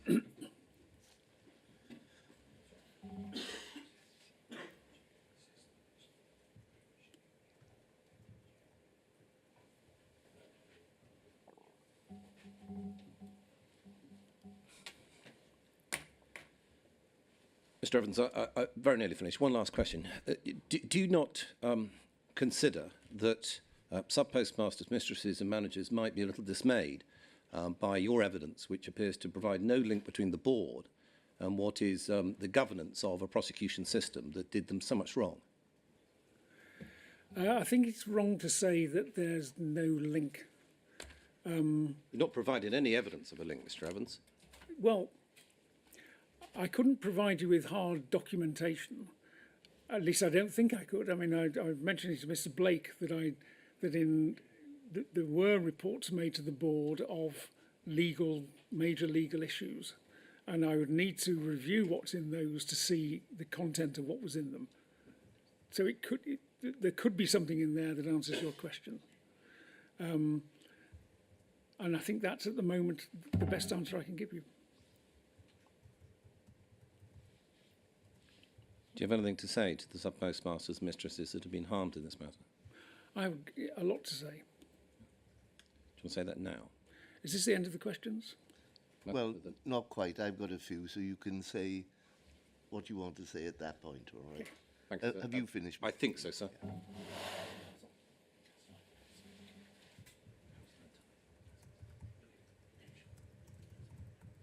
So I'm assured that I was roughly within time. As near as makes no odds, as they say where I came from. Thanks, sir. Come from. I'd like to take you back to what you volunteered to Mr. Blake right at the beginning about the ultimate decision maker in prosecutions between 87 and 99. Forget Horizon now, all right, we haven't got there. And you used the expression line manager, and given that the sub-postmasters were contractors, could you just give me a bit more detail about who would fit the description of line manager? Say I was the sub-postmaster of a branch in Cardiff, who would be my line manager for these purposes? Okay, you'd have had, let me bring it, say from 92 onwards, you'd have had somebody called a retail network manager, Right. and who would have looked after probably, a city in Wales. Yeah. So perhaps there was a retail network manager for Cardiff. I mean, I'm making it up. Beneath him, there would have been some people called visiting officers who typically would have looked after or, helped, supported probably 20 to 30 sub-officers. So the line management of sub-postmasters, the retail network manager would have been the key person. There would be then a number of retail network managers in a region who've reported to a body called a head of retail network. And there'd be typically 2 or 3 of those in a region who've reported to the general manager. That was the line. Right. And so in that line, if I, as the sub-postmaster of a branch in Cardiff, was suspected of criminal behaviour, which of those persons would be the ultimate decision maker? I suppose it would depend on the severity of it. Right. Yeah. I mean, what would normally have happened, I say normally, these things were not normal. There'd been an audit in an office, it would have shown a shortfall. There'd then be a judgment made at that point. Was this just an innocent mistake? This is one of the problems actually with running post offices. If the Sorry to cut you short. So is the answer to my question, it would probably depend upon the seriousness of what was alleged.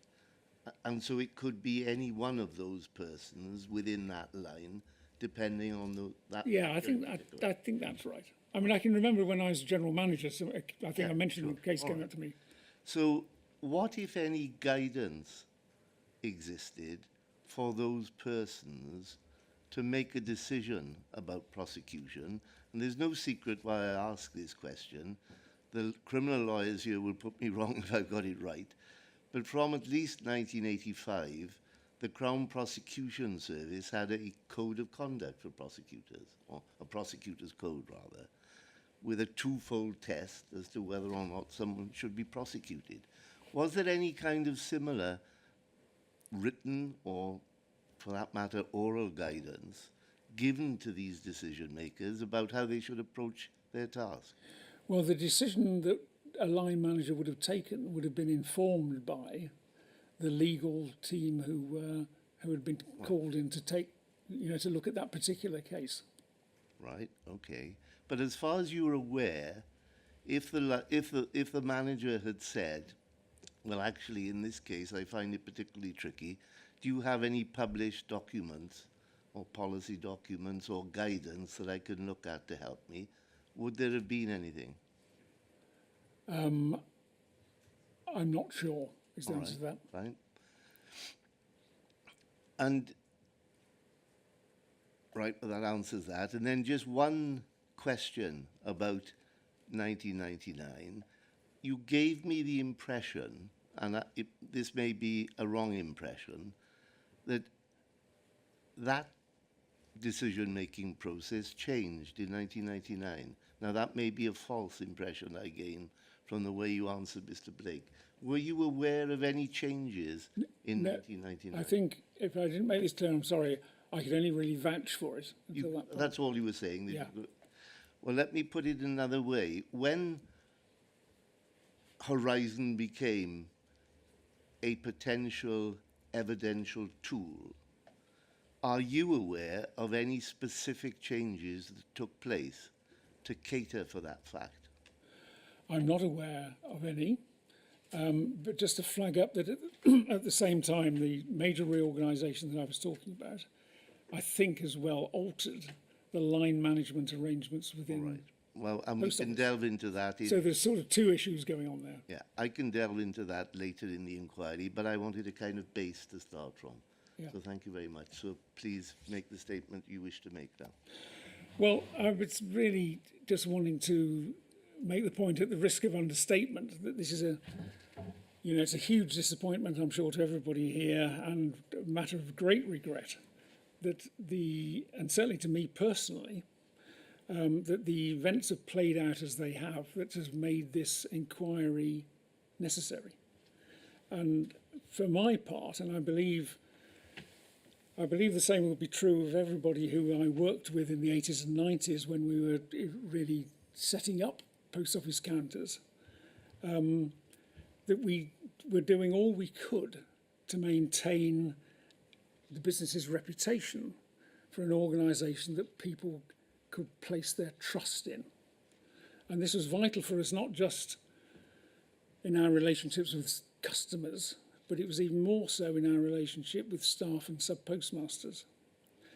Now, as network director, and I think you've heard me say this, and before that as sub-postmasters manager, I got to know many of our sub-postmasters and mistresses. In fact, I had a family member who was a sub-postmaster, and they were all, salt of the earth and the real ambassadors for the business. But we now confront the fact that over 700 of them have been put through this horrific ordeal. And I can only offer my profound sympathies for what's happened to them.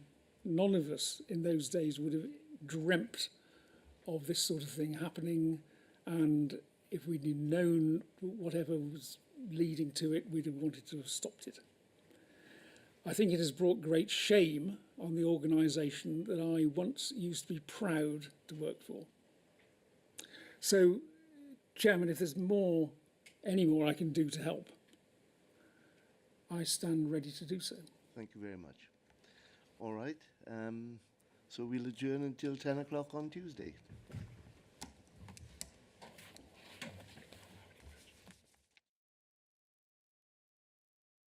You may be coming back, as you've heard, but thank you to date for your written and oral evidence.